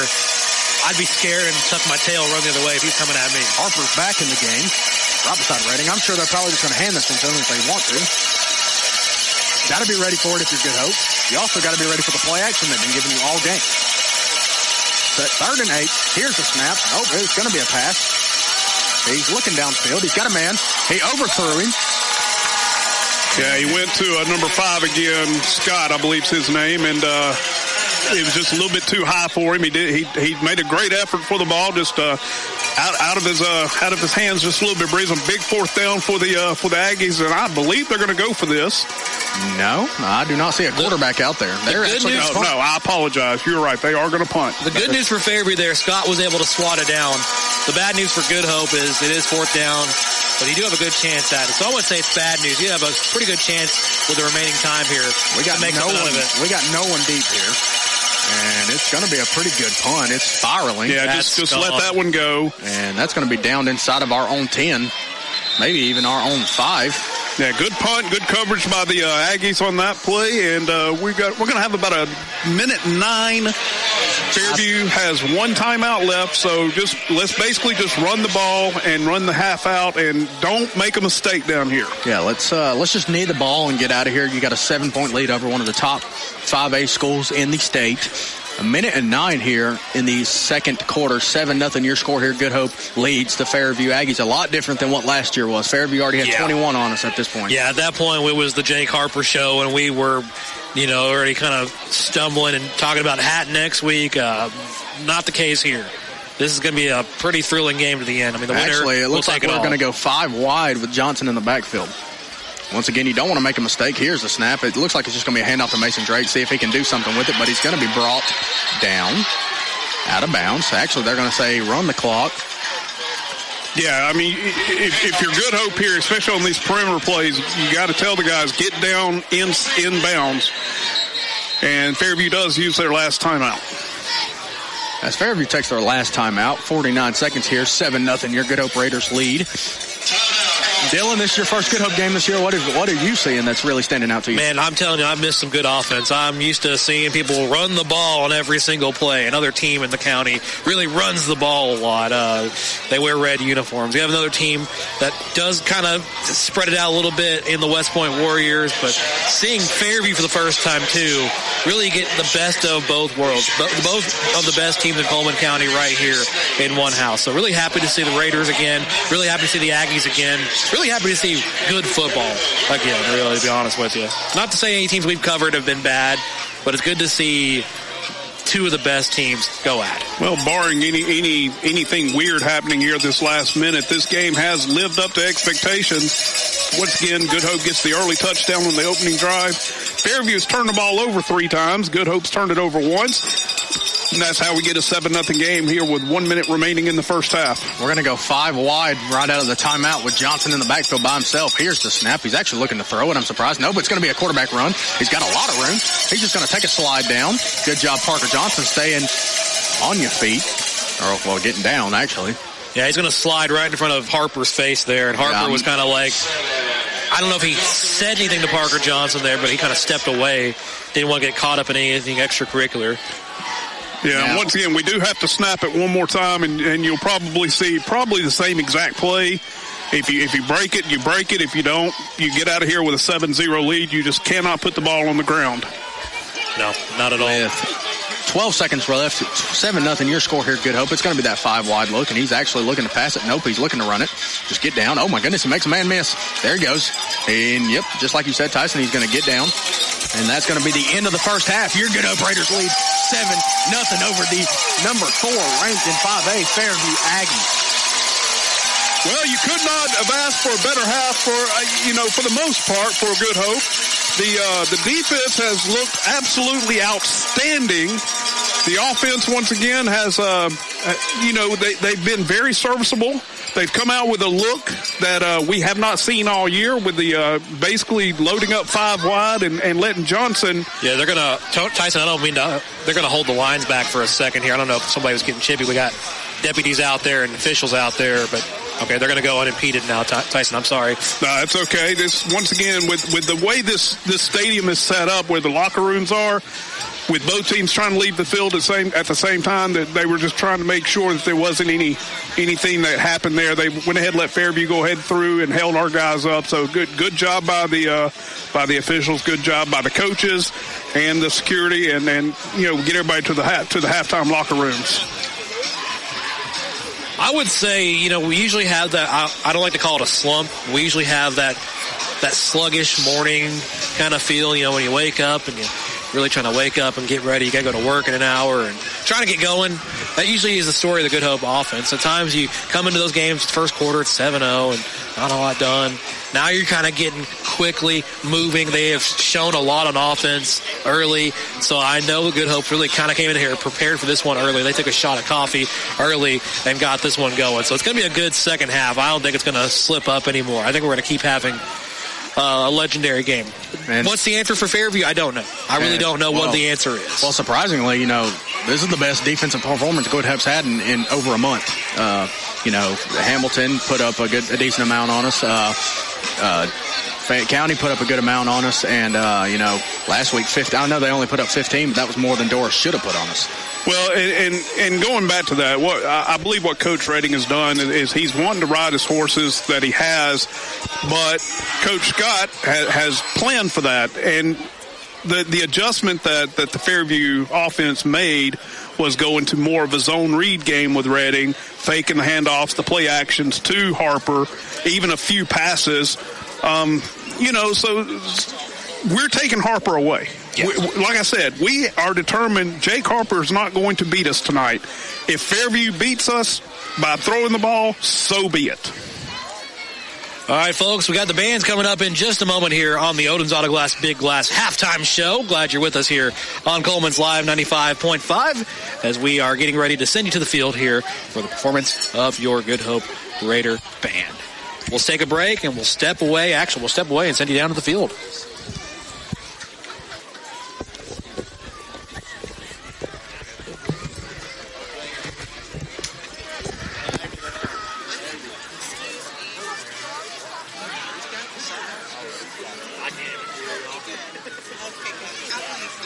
We need the noise back home.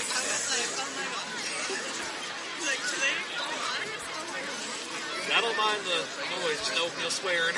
That's all I care about. They have one on the car. Yes, they do. If I remember.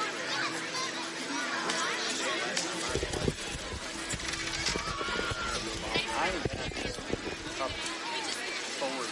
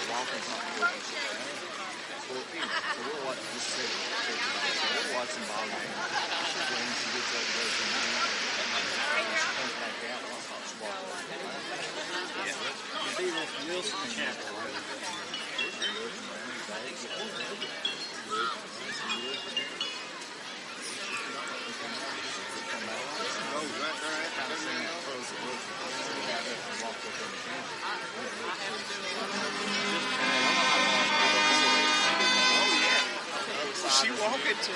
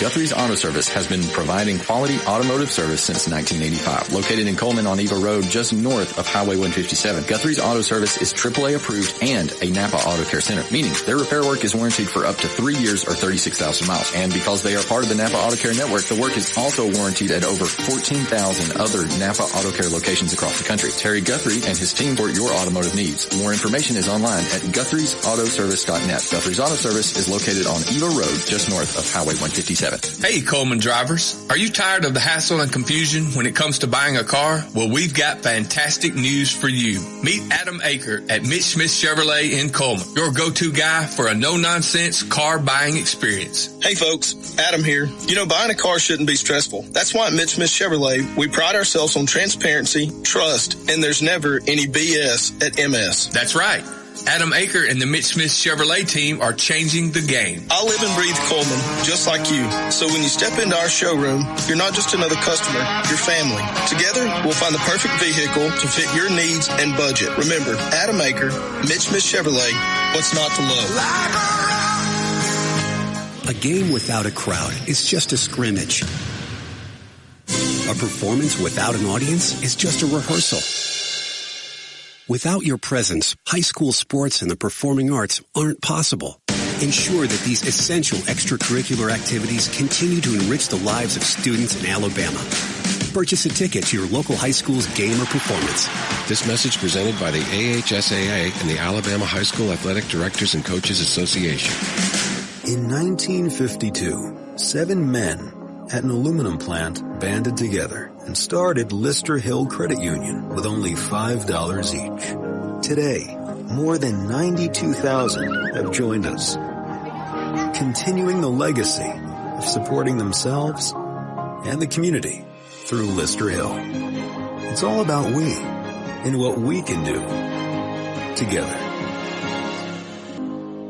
Are you an enthusiastic sports fan? Want to have fun and get in on the action? Heck, yes. That'd be awesome. Have great attention to detail? Want to stay active? Definitely. Want to give back to the student athletes in your community? Obviously, yes. Then you'd make an excellent high school sports official. We need more officials in Alabama, because with no high school officials, there are no high school sports. Sign up today at highschoolofficials.com.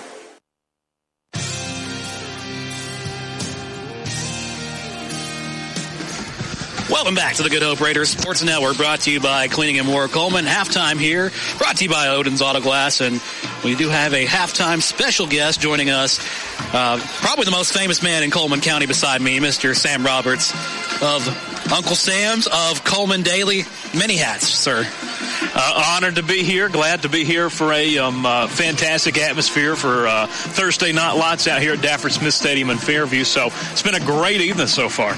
I would say so. Now you're taking it in over here on the bench here next to Pooh. I know it's got to be crazy seeing everything right in front of you right there.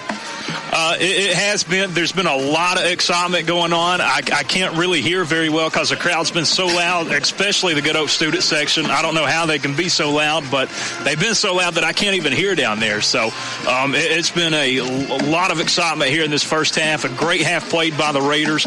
They've really stepped it up on defense and kept Fairview from moving the ball, and they've been punching it in the end zone so far with a 7-0 lead. So it's been a great night to be a Raider. Yeah. Don't mean to put you on the spot, but who do you think's winning this one tonight? I think Good Hope's going to keep it going. They've really shut down Jake Harper. I haven't looked at the stat sheet, but just going off from what I've seen, I can't imagine he has more than 20 or 30 yards so far in this game. And last year, on this same night at Good Hope, he ran for over 200 yards in that game. So he is really, the Raider defense has really shown up, and they've shown up big for this game right here at Fairview. So I expect, I think we're going to see a little bit more scoring in the second half, but I'm going to say Good Hope takes the win 21-14. What are you excited most about these playoffs coming up here, too, for Good Hope and for all our teams across the county? Both teams here, Fairview and Good Hope, have both had exceptionally great seasons. I know Good Hope has one loss to a great Hamilton team, and Fairview remains undefeated, but that is at risk tonight with the Raiders here at Dafford Smith Stadium. So there's a lot of excitement going in the playoffs, and it's always great to see some Cullman County teams making noise statewide. I know both teams we have here tonight are ranked in the top 10 in the state in Class 4A and Class 5A. So it's a lot of excitement going on in Cullman County. We hope to see both of these teams make deep runs into the state playoffs and make a lot of noise throughout the state in Class 4A and in Class 5A. Absolutely, Sam. I appreciate taking some time. I know it's chilly out here. Anything you want to say to our fans listening? You really got the platform for it. Good voice for it, too. I got to give you that. All right, well, man, I appreciate it. Well, we appreciate 95.5 and everything that you guys do. You guys doing a great job covering Good Hope Raider sports, and we appreciate you airing this game and all the Raider games for people all throughout Cullman County. Appreciate it, sir. Thank you very much for joining us tonight. Go Raiders. We'll be back with more football when we get to it here in just a second.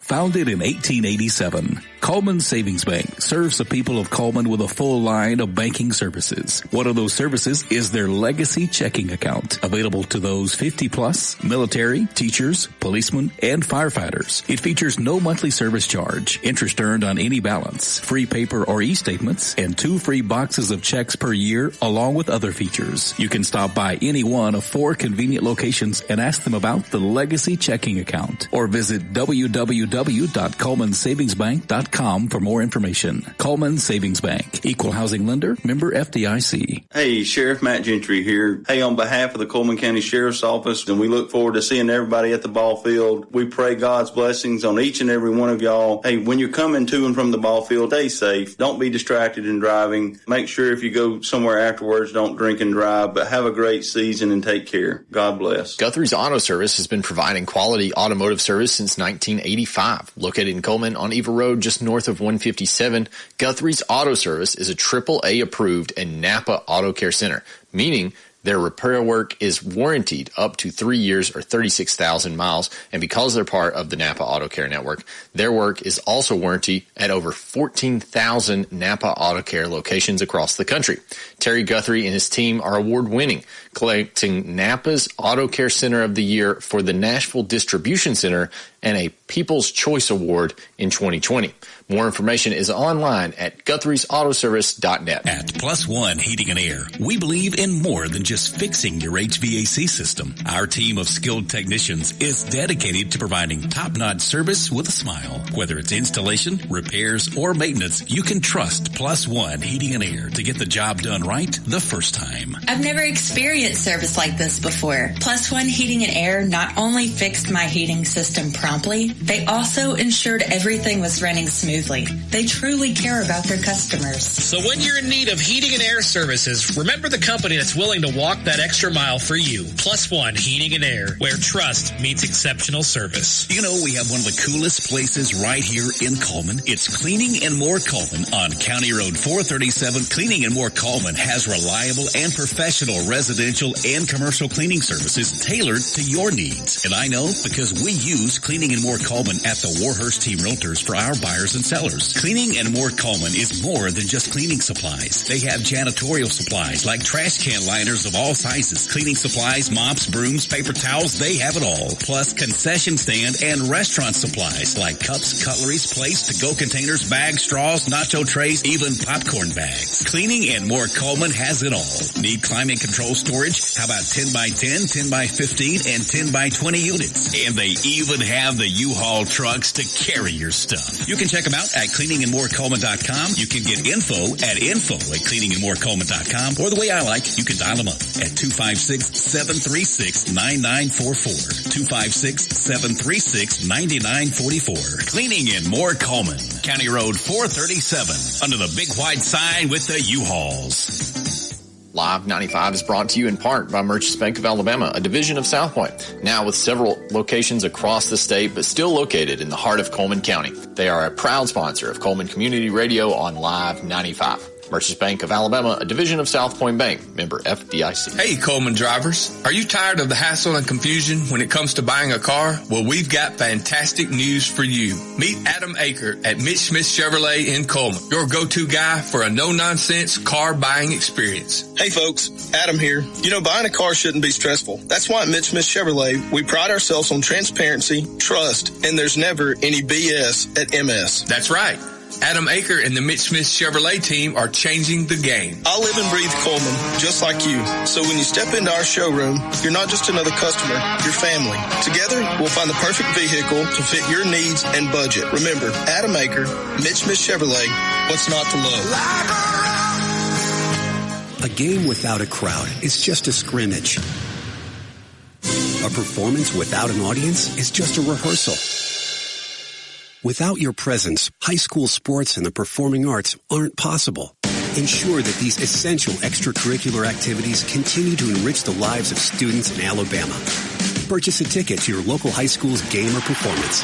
This message presented by the AHSAA and the Alabama High School Athletic Directors and Coaches Association. At Plus One Heating and Air, we believe in more than just fixing your HVAC system. Our team of skilled technicians is dedicated to providing top-notch service with a smile. Whether it's installation, repairs, or maintenance, you can trust Plus One Heating and Air to get the job done right the first time. I've never experienced service like this before. Plus One Heating and Air not only fixed my heating system promptly, they also ensured everything was running smoothly. They truly care about their customers. So when you're in need of heating and air services, remember the company that's willing to walk that extra mile for you. Plus One Heating and Air, where trust meets exceptional service. When it comes to securing a home loan, you want someone who knows the ropes and can guide you every step of the way. That's where Josh Phillips of Maven Mortgage comes in. I'm Josh Phillips with Maven Mortgage Group. You can reach me at 256-338-2920. And whether it's your first time buying a home or your fifth time, we'd love the opportunity to serve you and your family in all your home financing needs. Josh Phillips and Maven Mortgage. Their name says it all. Experience you can trust, knowledge that works for you. With one phone call, you can take the next step toward your dream home with Josh Phillips of Maven Mortgage. Your home, your future. Josh Phillips at Maven Mortgage. 256-338-2920. 256-338-2920. NMLS number 338177. You know, we have one of the coolest places right here in Cullman. It's Cleaning and More Cullman on County Road 437. Cleaning and More Cullman has reliable and professional residential and commercial cleaning services tailored to your needs. And I know because we use Cleaning and More Cullman at the Warhurst Team Realtors for our buyers and sellers. Cleaning and More Cullman is more than just cleaning supplies. They have janitorial supplies like trash can liners of all sizes, cleaning supplies, mops, brooms, paper towels, they have it all. Plus concession stand and restaurant supplies like cups, cutleries, plates, to-go containers, bags, straws, nacho trays, even popcorn bags. Cleaning and More Cullman has it all. Need climate control storage? How about 10 by 10, 10 by 15, and 10 by 20 units? And they even have the U-Haul trucks to carry your stuff. You can check them out at cleaningandmorecullman.com. You can get info at cleaningandmorecullman.com. Or the way I like, you can dial them up at 256-736-9944. 256-736-9944. Cleaning and More Cullman. County Road 437. Under the big white sign with the U-Hauls. Live 95 is brought to you in part. Welcome back to the Good Hope Raiders Sports Network, brought to you by Cleaning and More Cullman. Your Good Hope Raiders lead the Fairview Aggies 7-0 here to start the third quarter. Your Good Hope Raiders will receive the kick, second half kickoff, and I'd just like to see it find the end zone real quick here. But as the kicker looks left and looks right, throws his hand in the air, he's going to kick this one off. And it's a good one. It's going to go back. It is going to be receivable by Carson Hollis. He's looking to bounce outside. He bounces back inside. He's trying to break a couple tackles, but he's going to be brought down right at around the 30-yard line. And I see a couple flags coming in late. Yeah, it was pretty unfortunate for Carson there. He lost his footing, which we've seen that with a number of players tonight. The field is slippery. I mean, I went out there just a second ago, and my boots were slipping out from under me, so it is slick out. Providing quality automotive service since 1980. I did not see what the call is. Yeah, I believe it was a personal foul after the play hit, or late hit on the That's 15 to add on to the decent return by Hollis. Once again, it was unfortunate. He had a cutback lane, but once again, he did just slip down. And so, yeah, we're going to get the ball in excellent field position, 45-yard line to start this second half. Autoservice.net.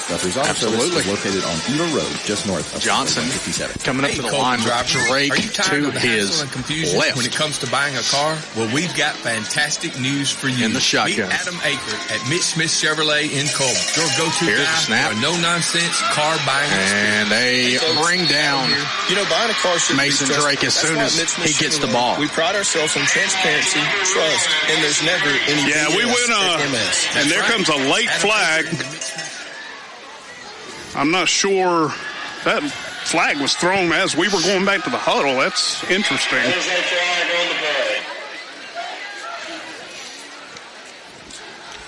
As we get await a call right there, we apologize for the ads running. And we got an unsportsmanlike conduct on Good Hope. That's after the 15-yard that we just got to put us in good field position. We're going to give it right back to them. Well, we're going to back up 15. The unfortunate part of it is a dead ball foul. So we on top of the 3-yard loss. On top of the play, we now back up 15. So once again, like we talked about in the first half, you just cannot make mental errors. And apparently, I'm going to guess somebody said something because it's 1,000% Mason Drake. They've been under his skin all night. Like I said, the flag came in as both teams were going back to the huddle. There was no physical contact or anything. So I guess somebody, and I'm not sure who it was, but you're right. It had to be somebody just said something there. But after the mark off, it's going to bring up a 2nd and 25. And we're going to go 5 wide here with Johnson, the lone quarterback, and he's going to bring Drake in motion. Here's the snap. And, yep, he's going to find Drake, and he just lost his footing but made the catch, but he's going to lose a yard. Well, we went with the wrong read there. Carter Rutherford had broken open deep, and I don't think Johnson ever saw him.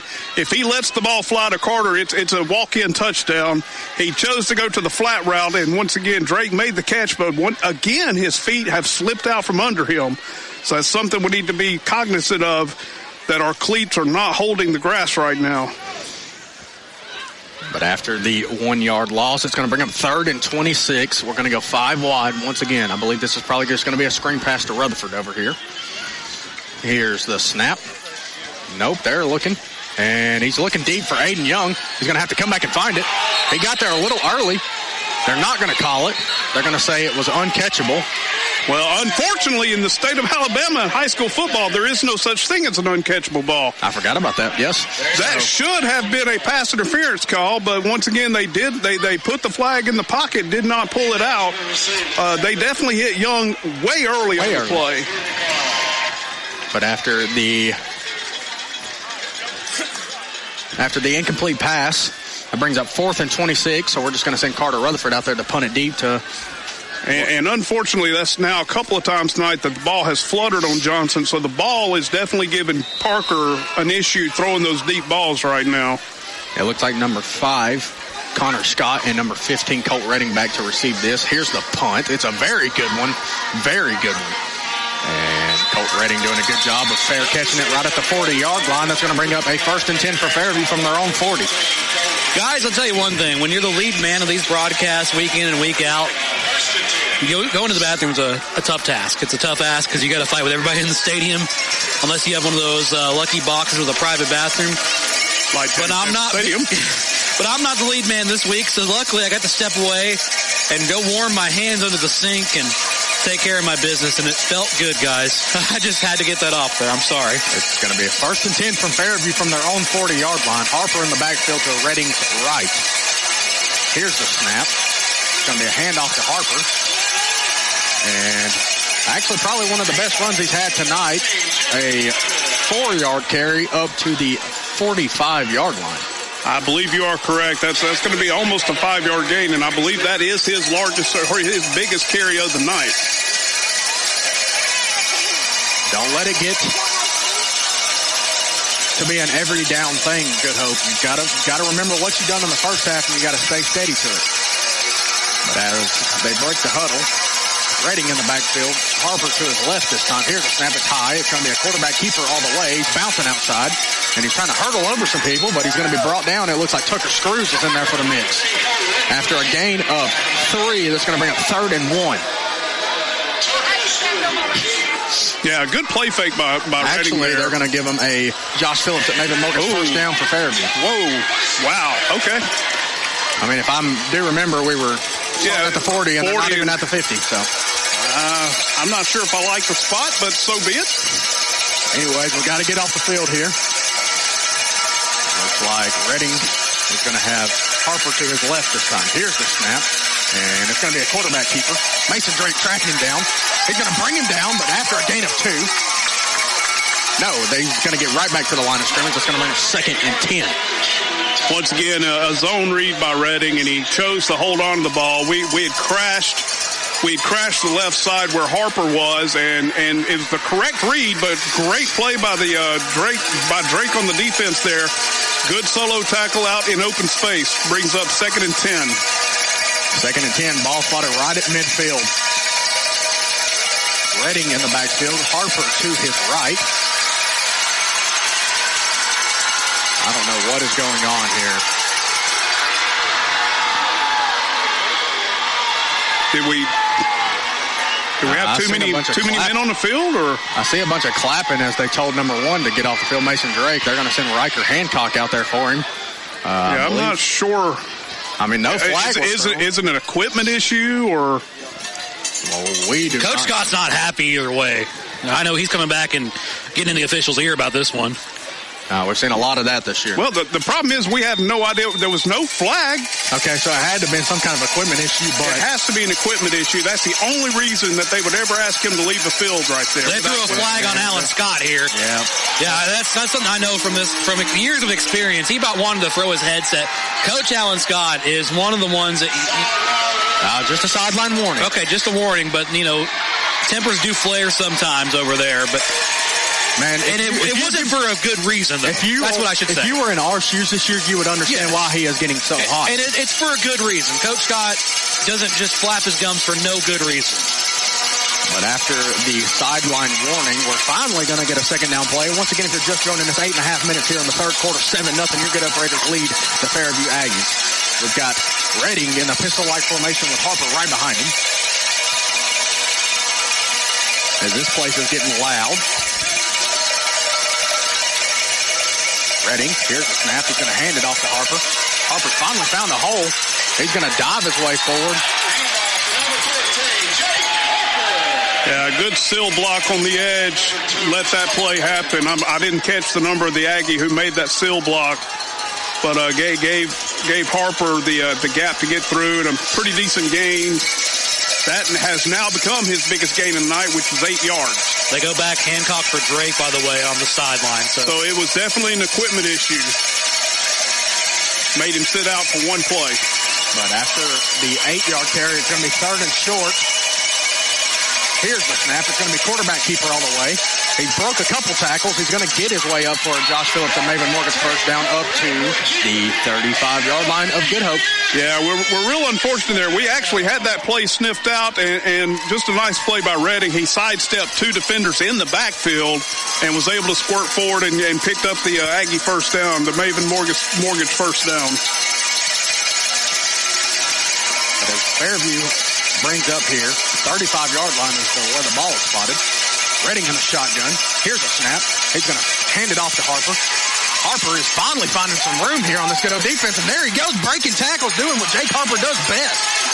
Yeah, we're seeing Jake Harper a lot later than expected, but he has arrived here. And he's tapped his helmet saying, I need out of the game real quick. Yeah, the offensive line for Fairview doing a really nice job leaning on the defensive line, the undersized defensive line of Good Hope, creating some holes for Harper, and he got ahead of steam there and picked up an extra 5 to 6 yards after contact. Rex Chandler's going to come in for... I'm blanking here. Here's a snap. It's going to be a quarterback keeper. And, oh, my goodness, they're finding holes everywhere for every person that's running the ball right now. After the gain of 6 yards, it's going to bring up 2nd and 4. Nope, after the gain of 7, it's going to bring up 2nd and 3. But see, the problem has been with Fairview is that every time that Colt Redding has taken the ball on his own, he's able to find something. They've been able to stifle Jake Harper up to this point now, but Colt Redding seems to be the antidote to the Good Hope poison. Yeah, we're seeing the adjustments that Coach Redding made at the half for Fairview, and it's up to Coach Scott to make the appropriate defensive adjustments now. Well, here's a snap. It's a handoff to Chandler, and he's going to get up for another Josh Phillips and Maven Morgan's first down up to the 9-yard line. That's going to be first and goal. Yeah, first time inside the 20, inside the red zone for Fairview. First time, first and goal for Fairview, and Fairview's looking to knot this one up here. Yeah, they're going to be snapping it from the 8-yard line, first and goal. Time for the Good Hope defense to bow up here. I would consider running some inside run blitzes to try to stifle the play of Jake Harper. Well, here's the snap. It's going to be Harper right up the middle. And finally, we've done it a lot like we done in the first half and stopped him right as soon as he got the ball. But he's going to push his way up forward for a 2-yard gain. It's going to be 2nd and goal from the 6-yard line. Yeah, that's the advantage to Harper being 6'2", 215 pounds. He was just able to move the pile there. We hit him, at the line of scrimmage, but it's, at that size and that power, he was just able to get a couple. After the 2-yard carry, it's going to bring up a 2nd and goal from the 6-yard line. And Fairview's in no hurry to snap the ball. The clock is under 10 seconds. They're going to have to hurry up to the ball. Redding in the backfield. Harper to his right. Here's the snap. It's going to be a quarterback keeper up the middle. And he finds some yards. He's bullying his way in, and he is in. Touchdown, Fairview.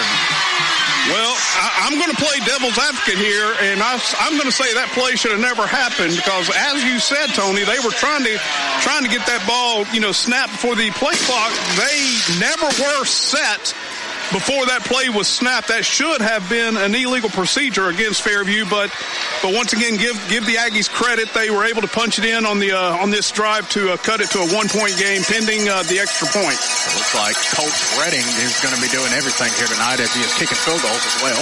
We've got a stoppage. No idea what the stoppage is for. It's for an extra official down here for a PAT. Yeah, the officials weren't exactly sure where they were supposed to be stationed there. But here we go. Redding looking to kick the field goal. Snap is good. Hold is good. Kick is up. And it's good. Your new score here, 7-7 tie ball game here on the Good Hope Raiders Sports Network with a little under 5 minutes remaining here in the third quarter. Well, that's not that's really not the start you wanted to have for the second half. We came out, got on the opening kickoff. We get great field position due to a penalty by Fairview. We turn right around and give it right back to them. And it's just disappointing that, you have a play that goes for -1, and then on top of that, you get a dead ball unsportsmanlike call for 15 more, put your offense way behind the chains. You have to punt it to Fairview. They get excellent field position, and they're able to drive it down and score for the first time tonight. So here we are, 7-7 with 4:56 remaining in the third quarter. Fairview set to kick off. It will be Redding, number 15, kicking off. Rutherford and Drake deep for the Raiders. That is Hollis deep, actually. Oh, I'm sorry, no, 21, my bad.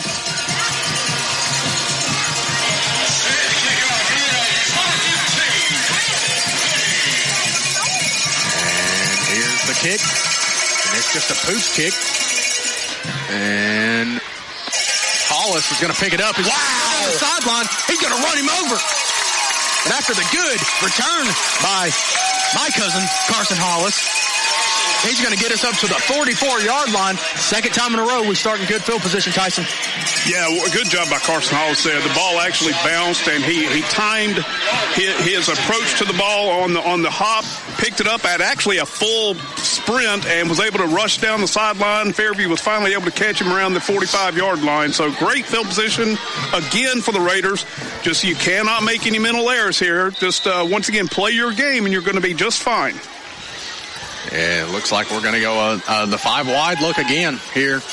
I would love to see to get the ball to 0 and let him do his thing. And they're going to bring Rutherford in motion. Here's the snap. It's going to be the pop pass to 0. He's looking to break through the line. There he goes. He's going to get up to around the 49 of Fairview. That's a gain of 8. That's going to bring up a 2nd and 2.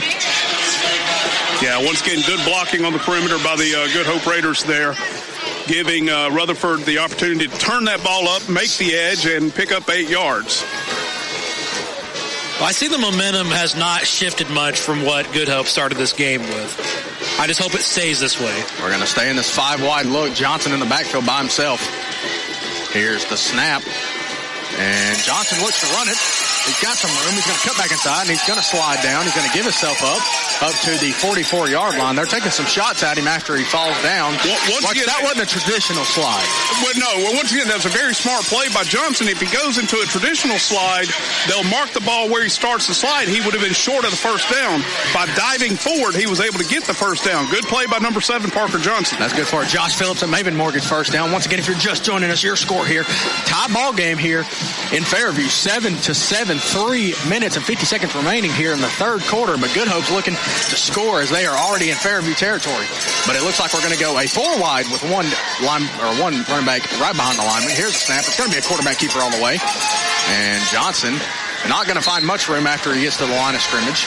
Yeah, we played number 21 Hollis as an H back there as an extra blocker on the quarterback power play to the left side, and Fairview just crashed that side, and Johnson really just didn't have anywhere to go even with the extra blocker there. So no gain on the play, brings up 2nd and 10. After just getting right back to the line of scrimmage, Johnson gets back in the huddle. It looks like we're going to go back to the 5 wide look, but this time we got Mason Drake in the game instead of Carson Hollis. Here's the snap. He's looking to pass, and he's looking downfield. Mason Drake, but it's intercepted. Colt Redding. Redding, I need some help here, but I think he took the wind out of him there. Colt Redding came down with it hard. Yeah, it looks like he got the wind knocked at him a little bit. Once again, the decision by Johnson there, he threw into double coverage and paid for it. Good, just a good defensive play there. take a shot. Now, here's the good thing. You've got Fairview backed up to their own 13-yard line. I don't hate the play. I don't hate the pass. It's just unfortunate they were ready for it. So, once again, 1st and 10 for Fairview from their own 13. Yeah, essentially an arm punt here from Johnson. And Colt is coming out of the game. Yeah, and I also noticed Rutherford and Coach Scott having some, not bad words, but just having a discussion. Well, I know what Rutherford's saying. He's saying, get me the ball. Feed me is what he's saying, essentially. It looks like number 16 is coming in at quarterback, and that's Zayden Cruz. Here's the snap. He's just going to hand it off to Harper. And Harper finally finding some room. He's going to get a gain of 12. That's good for Josh Phillips at Maven Mortgage first down. Tony, back in 2015, the Minnesota Vikings signed this guy named Sam Bradford, and Sam Bradford's number one job was to hand the ball to Adrian Peterson. That's his job. That's your job. You hand the ball to Jake Harper, and you make plays like that. But Colt Redding is back in the game, so now you have to be ready for any kind of passing. But I'm sure they're just going to feed it to this monster of a running back there. Once again, that's the adjustment that Redding has made, is he's just going to feed it to Harper. But we're going to stop him short a little bit. After a gain of 2, we're finally going to bring him down. There's a flag. Yeah, I'm not sure what this flag could be. I didn't really see anything. We got a face mask against Good Hope. That's going to mark off 15 from the spot. Once again, that is 2 major penalties that have really cost us in this second half. You just can't make those mistakes. So once again, apparently it was only a 5-yard penalty, but anyways, that's going to be first and 2. Yep. Here's a snap. Oh, it was almost over his head. And he's going to fight his way. Colt Redding is just bulldozing through Raider defenders. He's going to get up to around the 44-yard line. Now that is good for Josh Phillips and Maven Morgan's first down for Fairview. Yeah, just unfortunate once again. Their offensive line is Coach Redding has challenged his offensive line, and they're just right now they're just putting pressure on the defensive line for Good Hope, and they're just opening up big holes through the middle. They are not going outside anymore. I would be shocked to either see a pass or an outside play right now. They are going to go through the middle of the line. And Chandler back in the backfield. Here's a snap at the handoff to Chandler up the middle. We're going to meet him as soon as he gets it. Maybe got half a yard. Yeah, Hunter Miller diagnosed that play, hit him in the backfield, slowed him down enough for a little like Cody Stevens to come and finish him off. So good job by number 27, Hunter Miller there to hold the running back to no gain. 2nd and 10. A minute and a half remaining here in the third quarter. 7-7 your score. 2nd and 10. Ball spotted at the 43-yard line. I know you still got another 12 minutes after this quarter ends, but man, this is crunch time for Good Hope. Yes. Big moment here. Here's the snap. It's going to be a quarterback keeper up the middle. And oh my goodness, Good Hope finally figuring out that they're just running it up the middle. Yeah, once again, number 27, Hunter Miller, was all over that play. Got a little help from number 2, Tyler Bird. Good defensive play there. Holds Redding to, again, no gain. Brings up 3rd and 10 now. And now you may want to, be careful of a play action pass. Harper is in the game. Yeah. So be careful of a just a flat pass or a pass across the middle. Yeah, it's going to be lethal right here if you're Fairview. 3rd and 10. Here's the snap. And did they call time? If not, it's going to be a penalty. Fairview called a timeout. They called a timeout. 30 seconds here left in the third quarter. Your Good Hope Raiders lead. Or no, they don't lead. We're tied up. 7-7. I'm used to saying 7-0 because it's what it's been for 95% of this game. Yes, it has been throughout most of the game. If you come for an offensive show, hate to break it to you, it's been everything but that. Yeah, it's really been mostly the defense doing all the dirty work, and it comes to the offense kind of showing out a little bit. So a couple points on the board for both teams, obviously. 7 each. We go away. But it's one of those ones where it's going to go down to the final, I would say the final 30 seconds is when this game will be decided. I don't see Good Hope going away. I don't see Fairview going away. This is going to be good. Now, we do have to be careful for a play-action pass, but you also can't give up enough room for Jake Harper to just run it down the middle right here. Well, once again, like we talked about in the first half when they had a similar situation, you really, if you give up any yards, don't give up more than 5. Make them have to punt this ball away if they do not make it. So either hold them for no gain or maybe 1 or 2 yards, or even a loss would be better. Third and 10. Ball spotted at the 43-yard line. It's going to be Redding in the backfield. Harper to his left. Here's the snap, and it's going to be a screen pass. We read it. He found him, ran over the middle, and he almost intercepted by Webb Buchanan. Yeah, almost is really where it was for Webb Buchanan. Really almost had a shot at it. Like to see the ball tipped up in the air. Hoping that Rutherford would get under it, but just didn't have the oomph on it. Well, unfortunately, if you're a Fairview Aggie fan, you just got to call that one what it was. That was just a drop by their receiver. He was open in the flat. He did not have the first down, but could have spun. He just dropped the ball, which is great for Good Hope. Makes them go into punt formation, 4th and 10 from their own 43. I'd like to see Rutherford actually have a chance to return this one. Here's the snap, and there's the punt. It's a beautiful spiral. Rutherford's backing up. He receives it. He drops it. He's going to try to make a man miss. There he goes. He's looking for the sideline. Jukes back inside, looking back to the sideline. There he goes down the sideline, and he's going to be pushed out right around the 30-yard line. That's where Good Hope's offense is going to set shop here.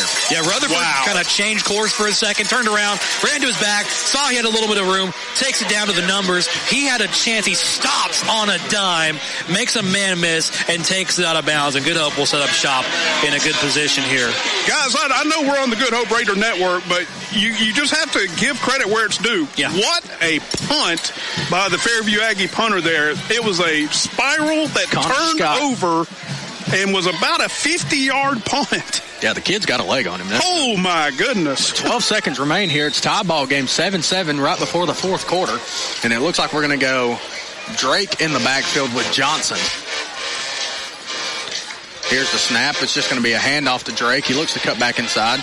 Nothing going for him. Might actually lose a yard on that play. Well, what? There's a late flag. We got a late flag. Coming out like crazy here. Yeah, I'm guessing Aiden Young baited one of the Fairview players into a late hit there. Is what it looked like. After the 15-yard mark-off, it's actually going to bring up the fourth quarter. Ladies and gentlemen, get your fours up. It means something to us. Therefore, we cannot stand still. Okay, it is an unsportsmanlike conduct against Fairview. After the mark-off, we will go to the fourth quarter once again. Fourth quarter, this one coming up. It's going to be a thriller, 7-7, all tied up. Back in a moment on the Good Hope Raiders Sports Network. Brought to you by Cleaning and More of Coleman.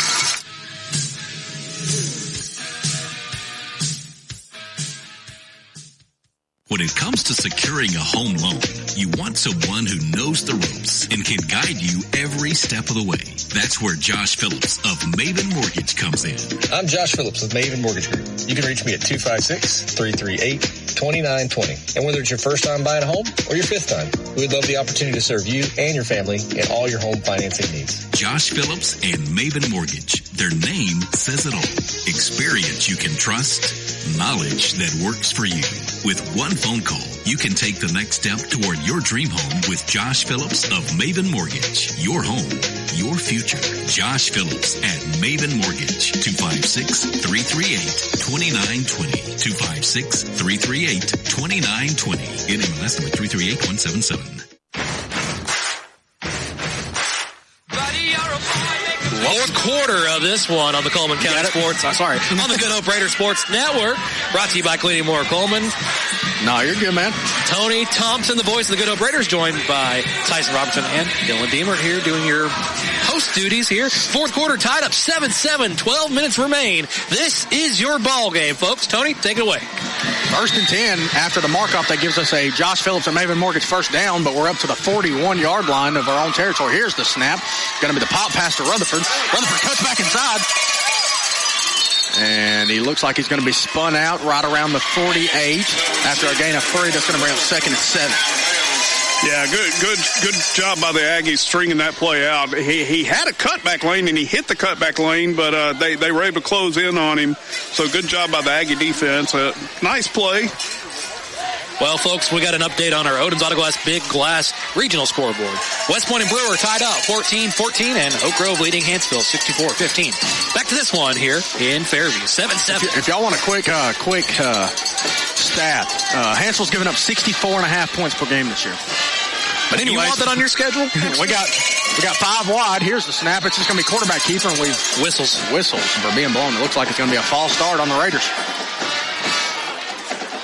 Personally, I'm rooting for the Patriots tonight.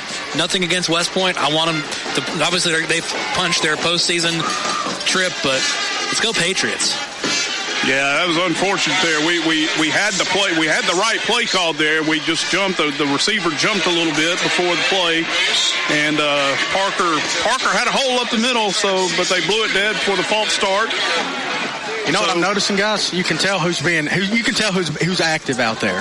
There's a lot of clean white jerseys. Then you look at Mason Drake, and his is almost brink. I did not expect it to be that wet out there on the field. Well, it goes back to we've seen numerous players on both sides of the ball slipping and sliding all night. Here's the snap, and he's looking downfield. He's got a man open. It's Tucker Keith, but he overthrew him. Yeah, Parker airmailed that one to him. He had Keith open in the on the deep corner, and it was there. It's just a little bit too high for 6'1" Tucker Keith. After the false start and the incompletion, we're backed up right to where we started, and then after the incompletion, it's going to bring up 3rd and 10. Good Hope, what do you got? You got a 10-yard play in your bag here. You're going to have to. You're going to have to go to something good here. I like where Parker Johnson's airing it out a little bit. He's got to find something quick, something good to get maybe 11, 12 yards. Just keep the drive alive. That's the key to the success here. Here's a snap. Johnson, he's got all day back there. He just looks across the middle field for 0. And Carter, he's not down. I don't think he realized he wasn't down yet. Yeah, that was a Fairview gave us that underneath route with Rutherford, and Parker took it, and I think the play actually may have lost a yard or two. No, it gained a yard. It gained a yard. Okay. Well, that's going to bring up a 4th and 9, and Rutherford's going to drop back and punt this one. If you're Good Hope, I think we're getting too pass heavy right here. I've never seen air raid offense for Good Hope. Yeah, the air raid Raiders was something we saw like 3 years ago. They're kind of making a return in this game tonight. Not something you see every week here in Good Hope. There's the snap, and it's a good punt. It's going to be brought in, and Cody Stevens is going to hit him. This is okay. I don't agree with this. He slipped up. The return man from Fairview slipped up, and Stevens could not stop himself. Already diving. He was already making the play. He could not stop himself. I'm not sure what the referee, the officials saw there. That is if they call that is going to be absolutely horrible. As the returner slips down, and as he's slipping down, Stevens goes ahead and man, that's a football play all day. That is a football play all day long, and the officials standing right there threw a flag, and they're going to call it on Stevens. That's going to be a 15-yard penalty. I just don't understand the call. No, I don't. You have to give grace in those situations. This is a wet field here. Your return man slips. What do you expect him to do? He can't turn right. He's sliding himself.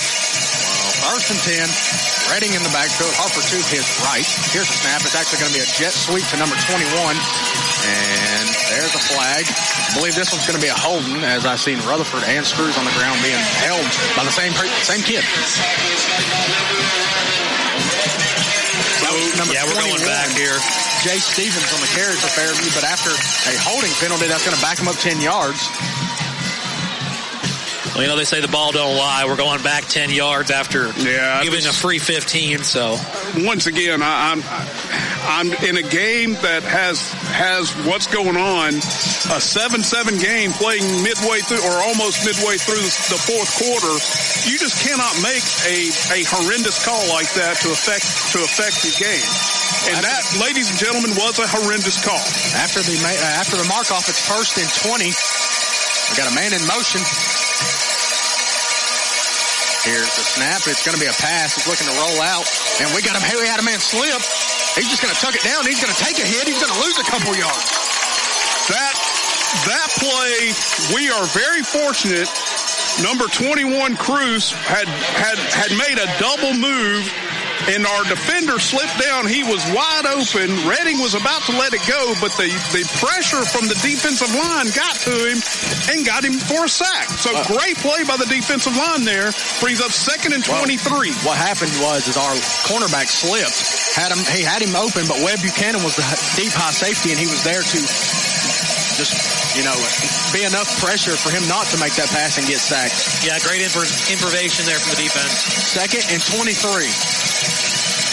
Redding's in the backfield. He's got a man in motion. You can't do that as an offensive line. You have to claim him as eligible. Yep. Yeah, it's going to be an illegal procedure.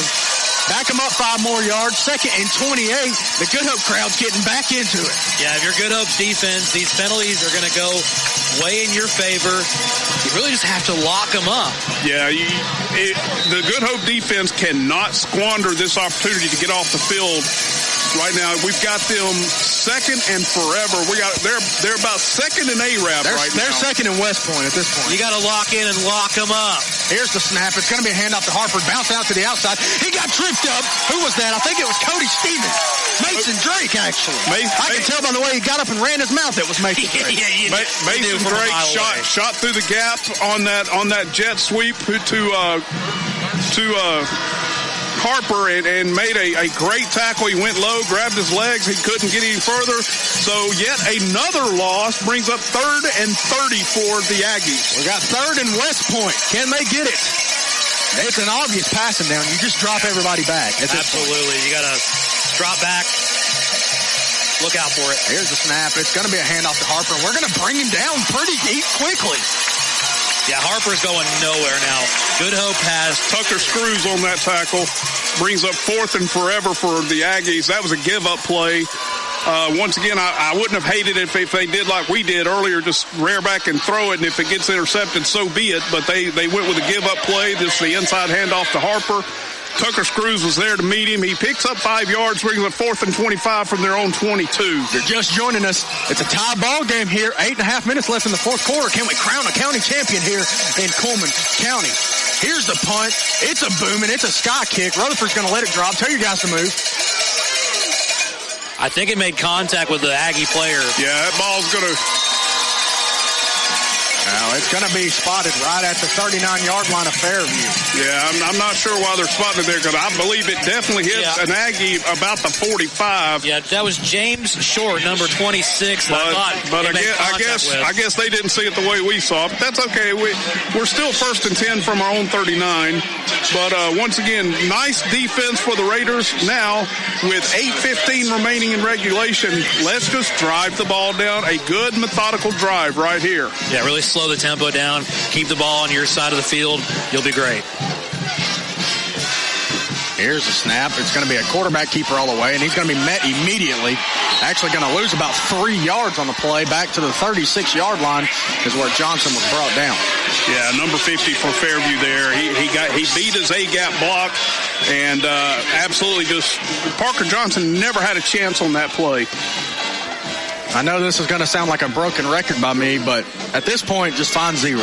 Find zero. Yeah. It's getting this late in the game. You got to find zero. You got to have a hero here. You got to start it early. I'm finding they are going to play high on whatever side zero is on, so you need to bring him across the middle of the field and let him work. Here he comes in motion. Here's the snap. It's going to be a handoff to zero. He's going to cut back inside, but I don't know why we're running this play to the weak side of the field, but after the... Yeah, the Good Hope coach is not happy with Aiden Young on that play. It looks like he whiffed on his block and allowed that play just to get absolutely obliterated by the Aggies, so it brings up 3rd and 13 now. 3rd and 13. Ball spot at the 36-yard line. 7 minutes remain here in the 4th quarter. 7-7 ball game. Good Hope, what do you got?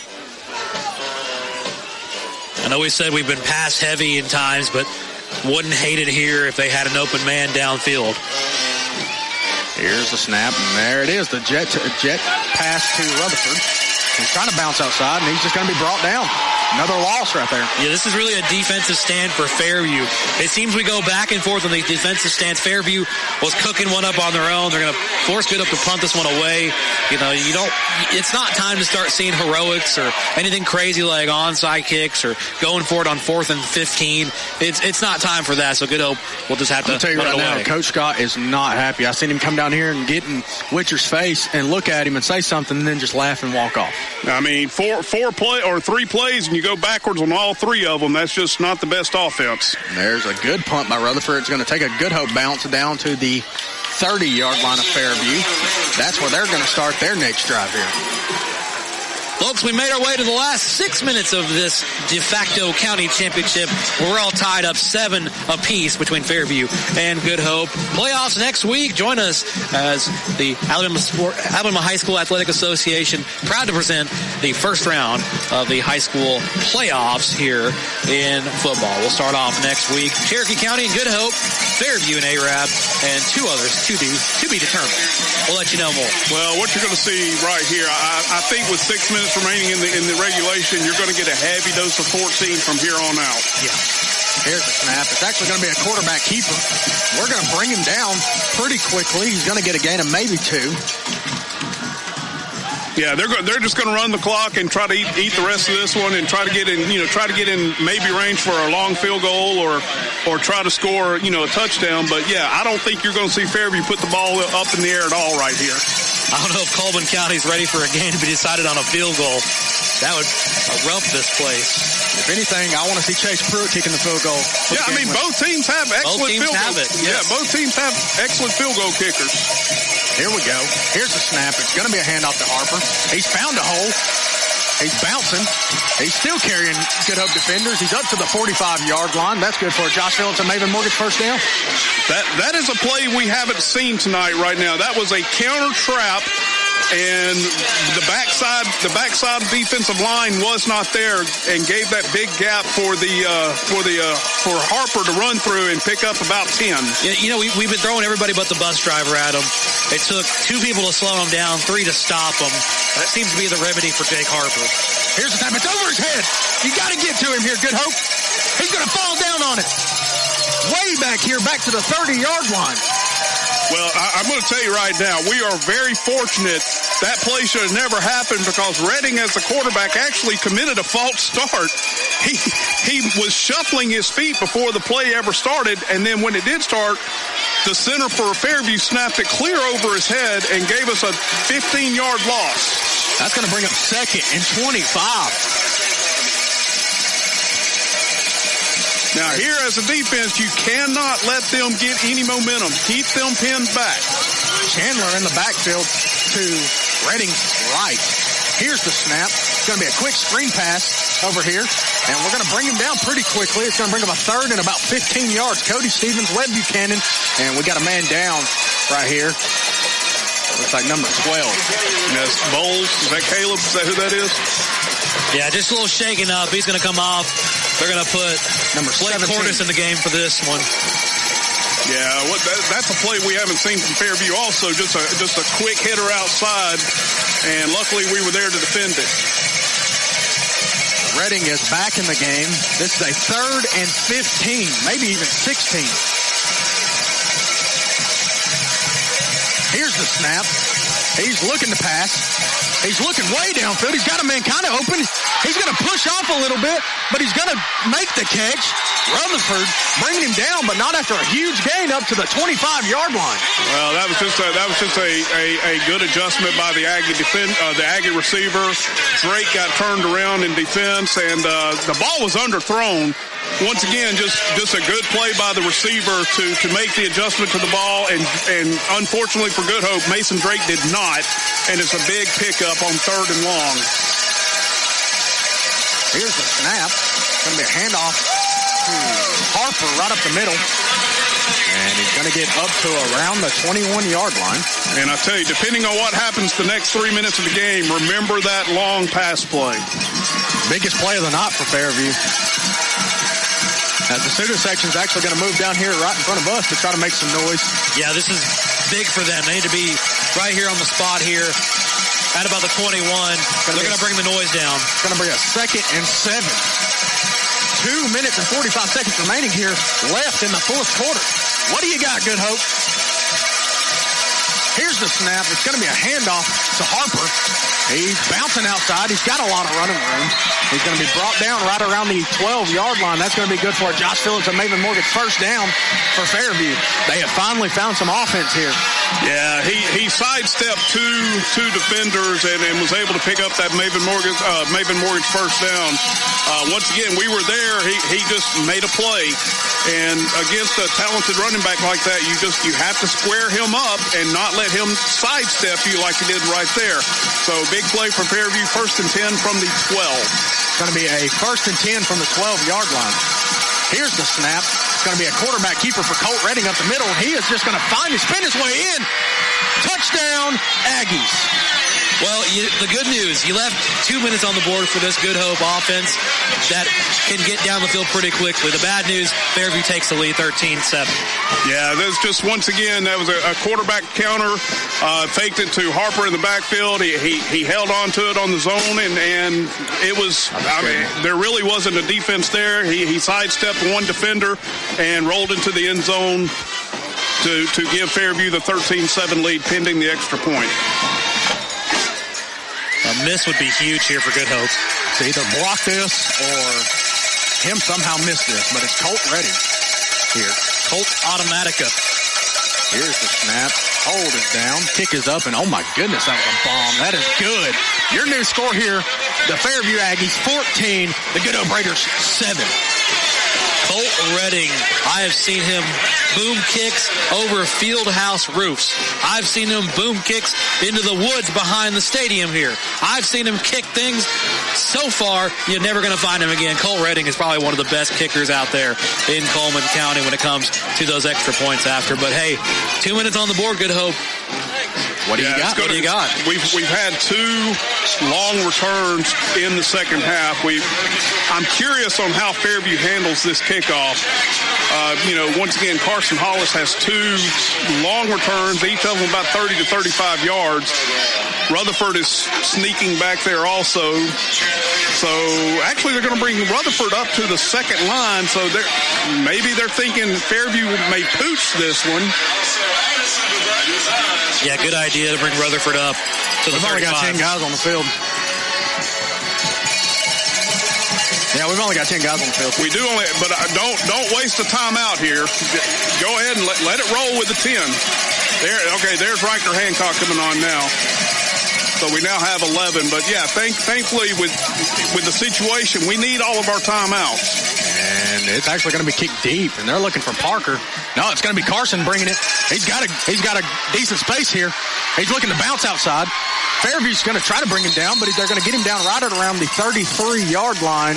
Good Hope's got to go 67 yards. 6-7, you say? They got to go 67 yards here. What Fairview did, they took a gamble there. They did kick it deep.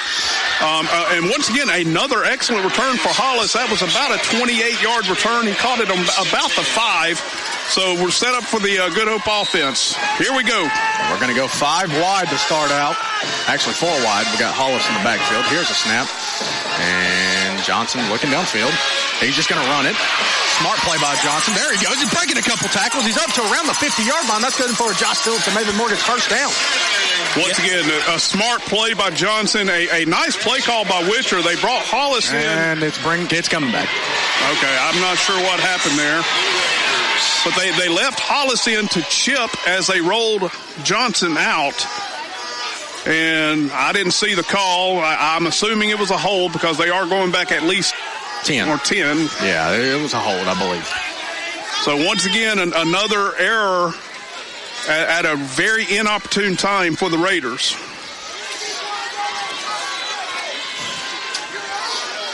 So it's going to bring up first and about 19, 18. 17. We'll go 17. Once again, you cannot, in this situation, you just cannot have those errors. Here we go. Clock's running, Johnson. You got to snap it. Here's the snap. And he's looking right. And all the receivers are just jogging at this point.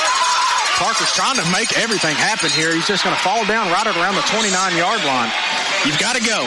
You've got to go. You don't have time to be messing around. You got to go. Tempo is of the utmost importance here. If you're Good Hope, tempo get on the line. Get on the line. The most importance here. A minute and 17 seconds remaining. Your score here, 14-7. Fairview leads Good Hope. Johnson with the snap. He's looking down. And you got to make something happen here, Johnson. He's just going to float it up for Tucker Screws. Oh, my God!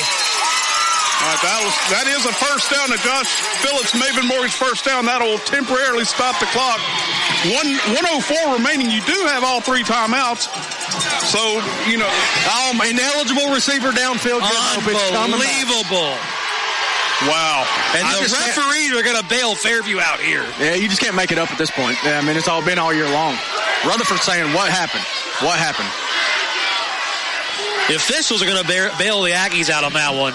That was a big heads-up play by the big man, Tucker Scruggs. I'm assuming that they are saying Rutherford was lined up and covered up on the line of scrimmage. And he walked over to the ref and said, I looked. The only thing covered up are your eyes, official. Sorry. So that's the only thing I could figure is they said that Rutherford was covered up on the line of scrimmage and thus became an ineligible receiver. And once he takes off downfield, they have to call it. Yeah, so Coach Scott is not happy saying Rutherford checked and made sure. They said he was all right. That's the second time this year that has happened to Rutherford. We got 5 seconds on the play clock here. We're going to look at the alignment. The alignment's there. Here's the snap. It's going to be a reverse to Johnson upfield. There he goes. You got to get out of bounds, Parker. He's still fighting for yards. He's going to get up to the 35-yard line. Big play there by Johnson. Smart play, getting out of bounds. Picks up about 13 yards, makes it a third and manageable. Yeah. But there's only 55 seconds remaining in the fourth quarter.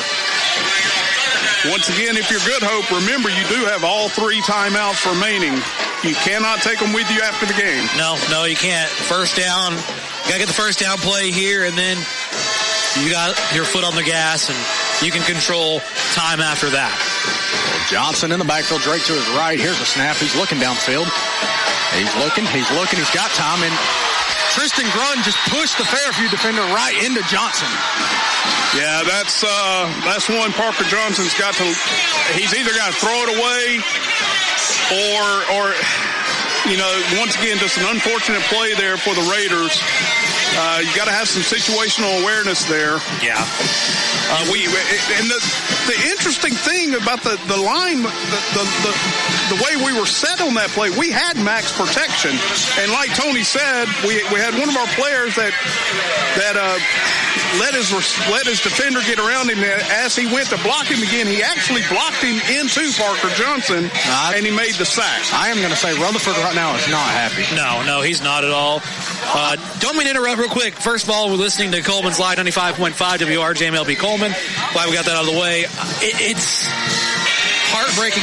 You want to say it's heartbreaking, but it's not over yet. It's not over yet. It's not done yet, but I know the emotions are running hot on the Good Hope sideline, but I'm expecting some kind of trick play here because Webb Buchanan's in the game right now. Well, the problem is there's not many 4th and 23 plays in your playbook. I'm an Alabama fan. 4th and 31. So right now, what we're looking at, and you're right, Webb Buchanan is lined up, and this is going to be a double pass. You can expect a double pass here. There it is. There's the snap. He looks for Webb. Webb, you got to make something happen here, kid. He's looking way downfield. A wobbly pass. Mason Drake. Intercepted by Scott for Fairview. And once again, the receiver has a beef. He was interfered. That was Mason Drake. He got shoved. There's the flag on Mason Drake. And he's not happy. And Mason Drake all the way down the field, actually. Mason Drake's going to get an unsportsmanlike, but I don't, it's just one of those unfortunate things. He was interfered with. The Fairview defender, Scott, that made, by the way, it was a great one-handed interception. Let's call that like it is. Yes, call it like it was. It was a great one-handed But pick. he pushed off on Drake to get the interception, so that'll just about do it for the night. 32 seconds remaining. Fairview's going to end up winning this game 14-7. And once again, I just, it's a game of what ifs. Yeah. The biggest what if for Good Hope this year is if we had some half decent officials, we would be 11-0 or 10-0.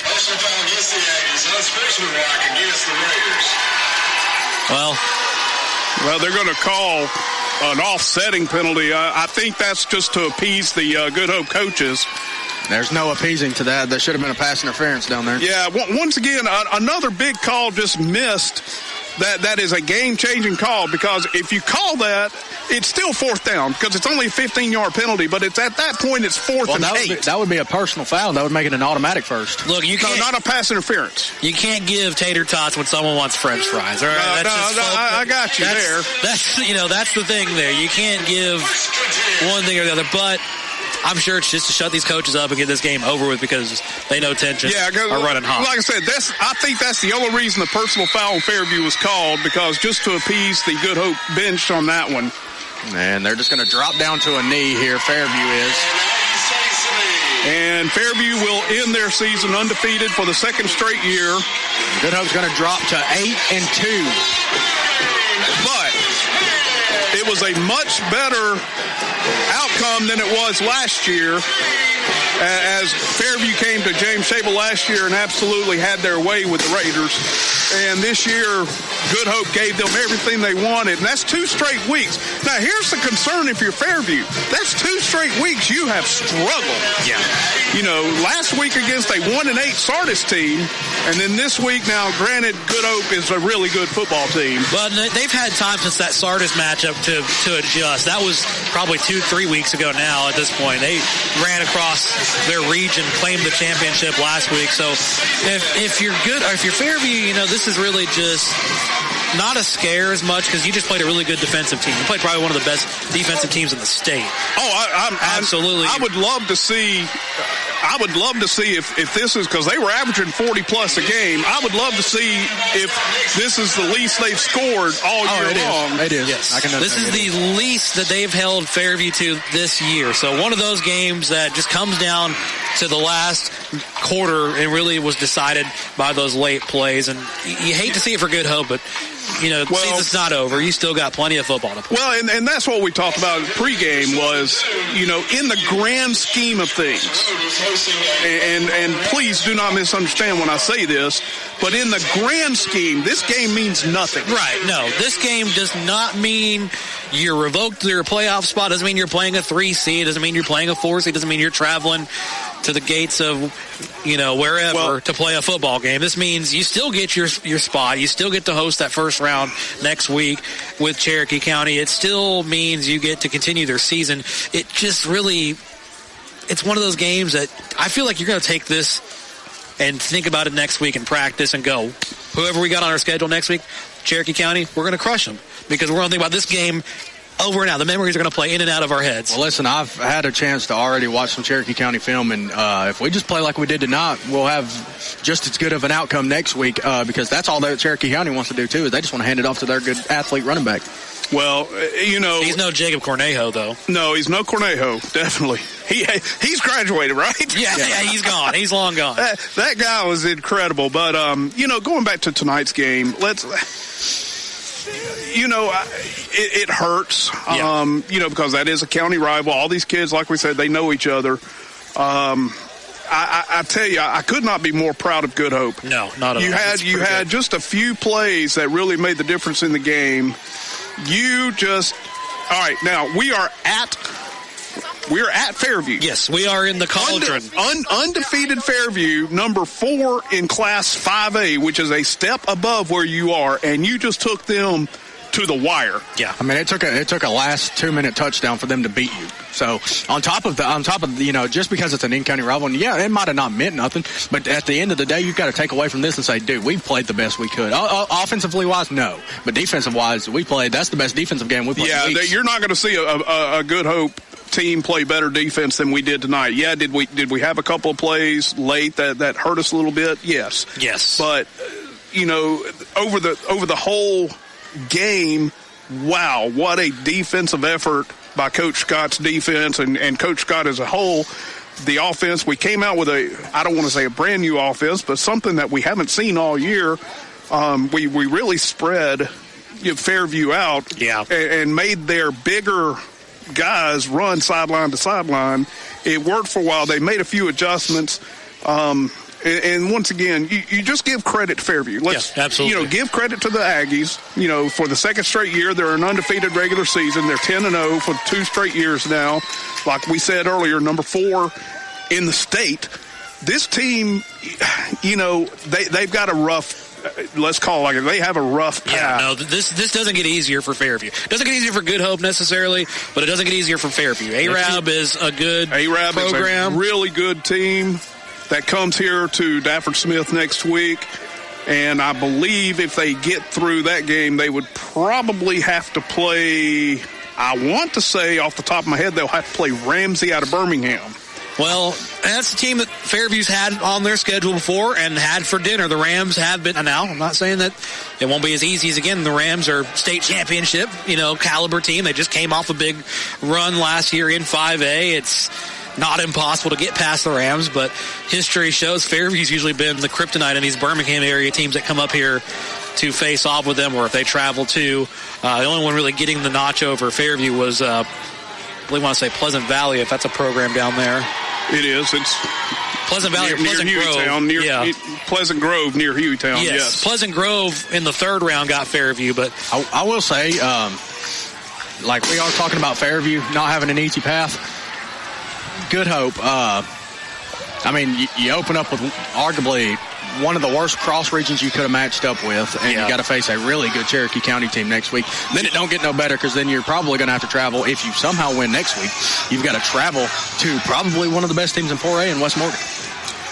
But like you said earlier, Tony, if they play anywhere near what they played tonight, we can hang with the best of them. Even West Morgan is not a fearful team. Once again, if you go out and you give the defensive effort that this team gave tonight, and once again, let's give Alan Scott a lot of credit for his defensive game plan.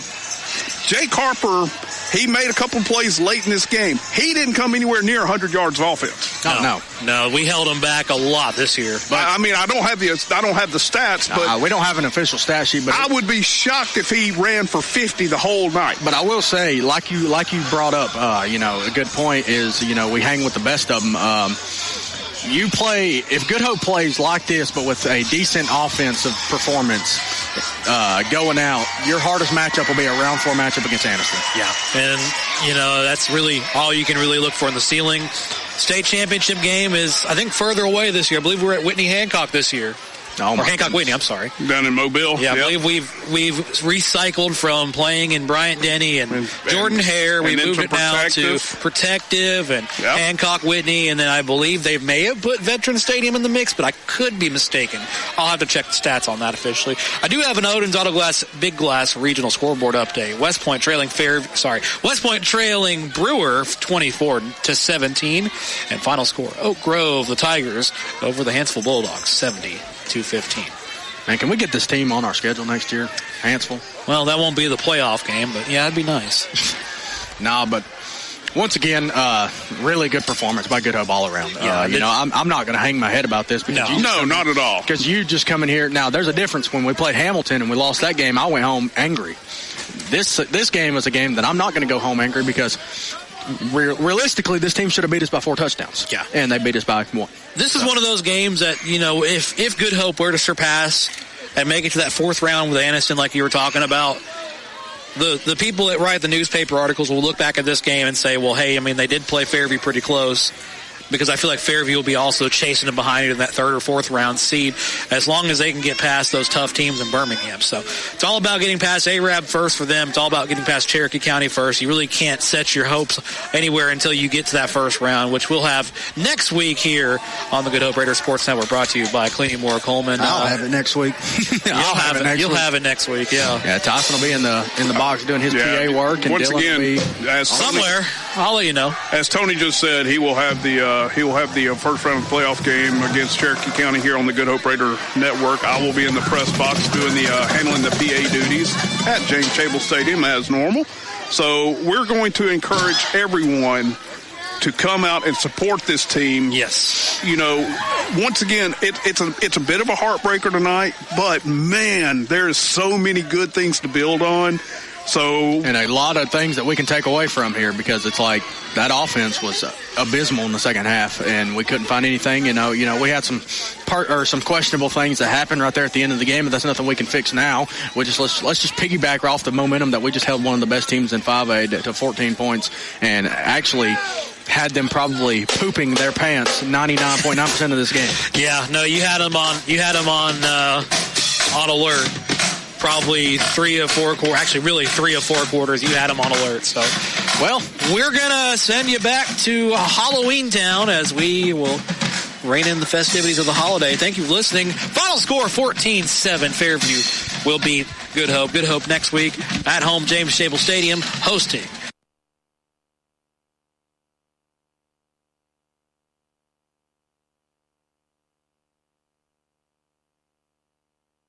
Happy Halloween from Cullman's independent radio station, Cullman's Live 95.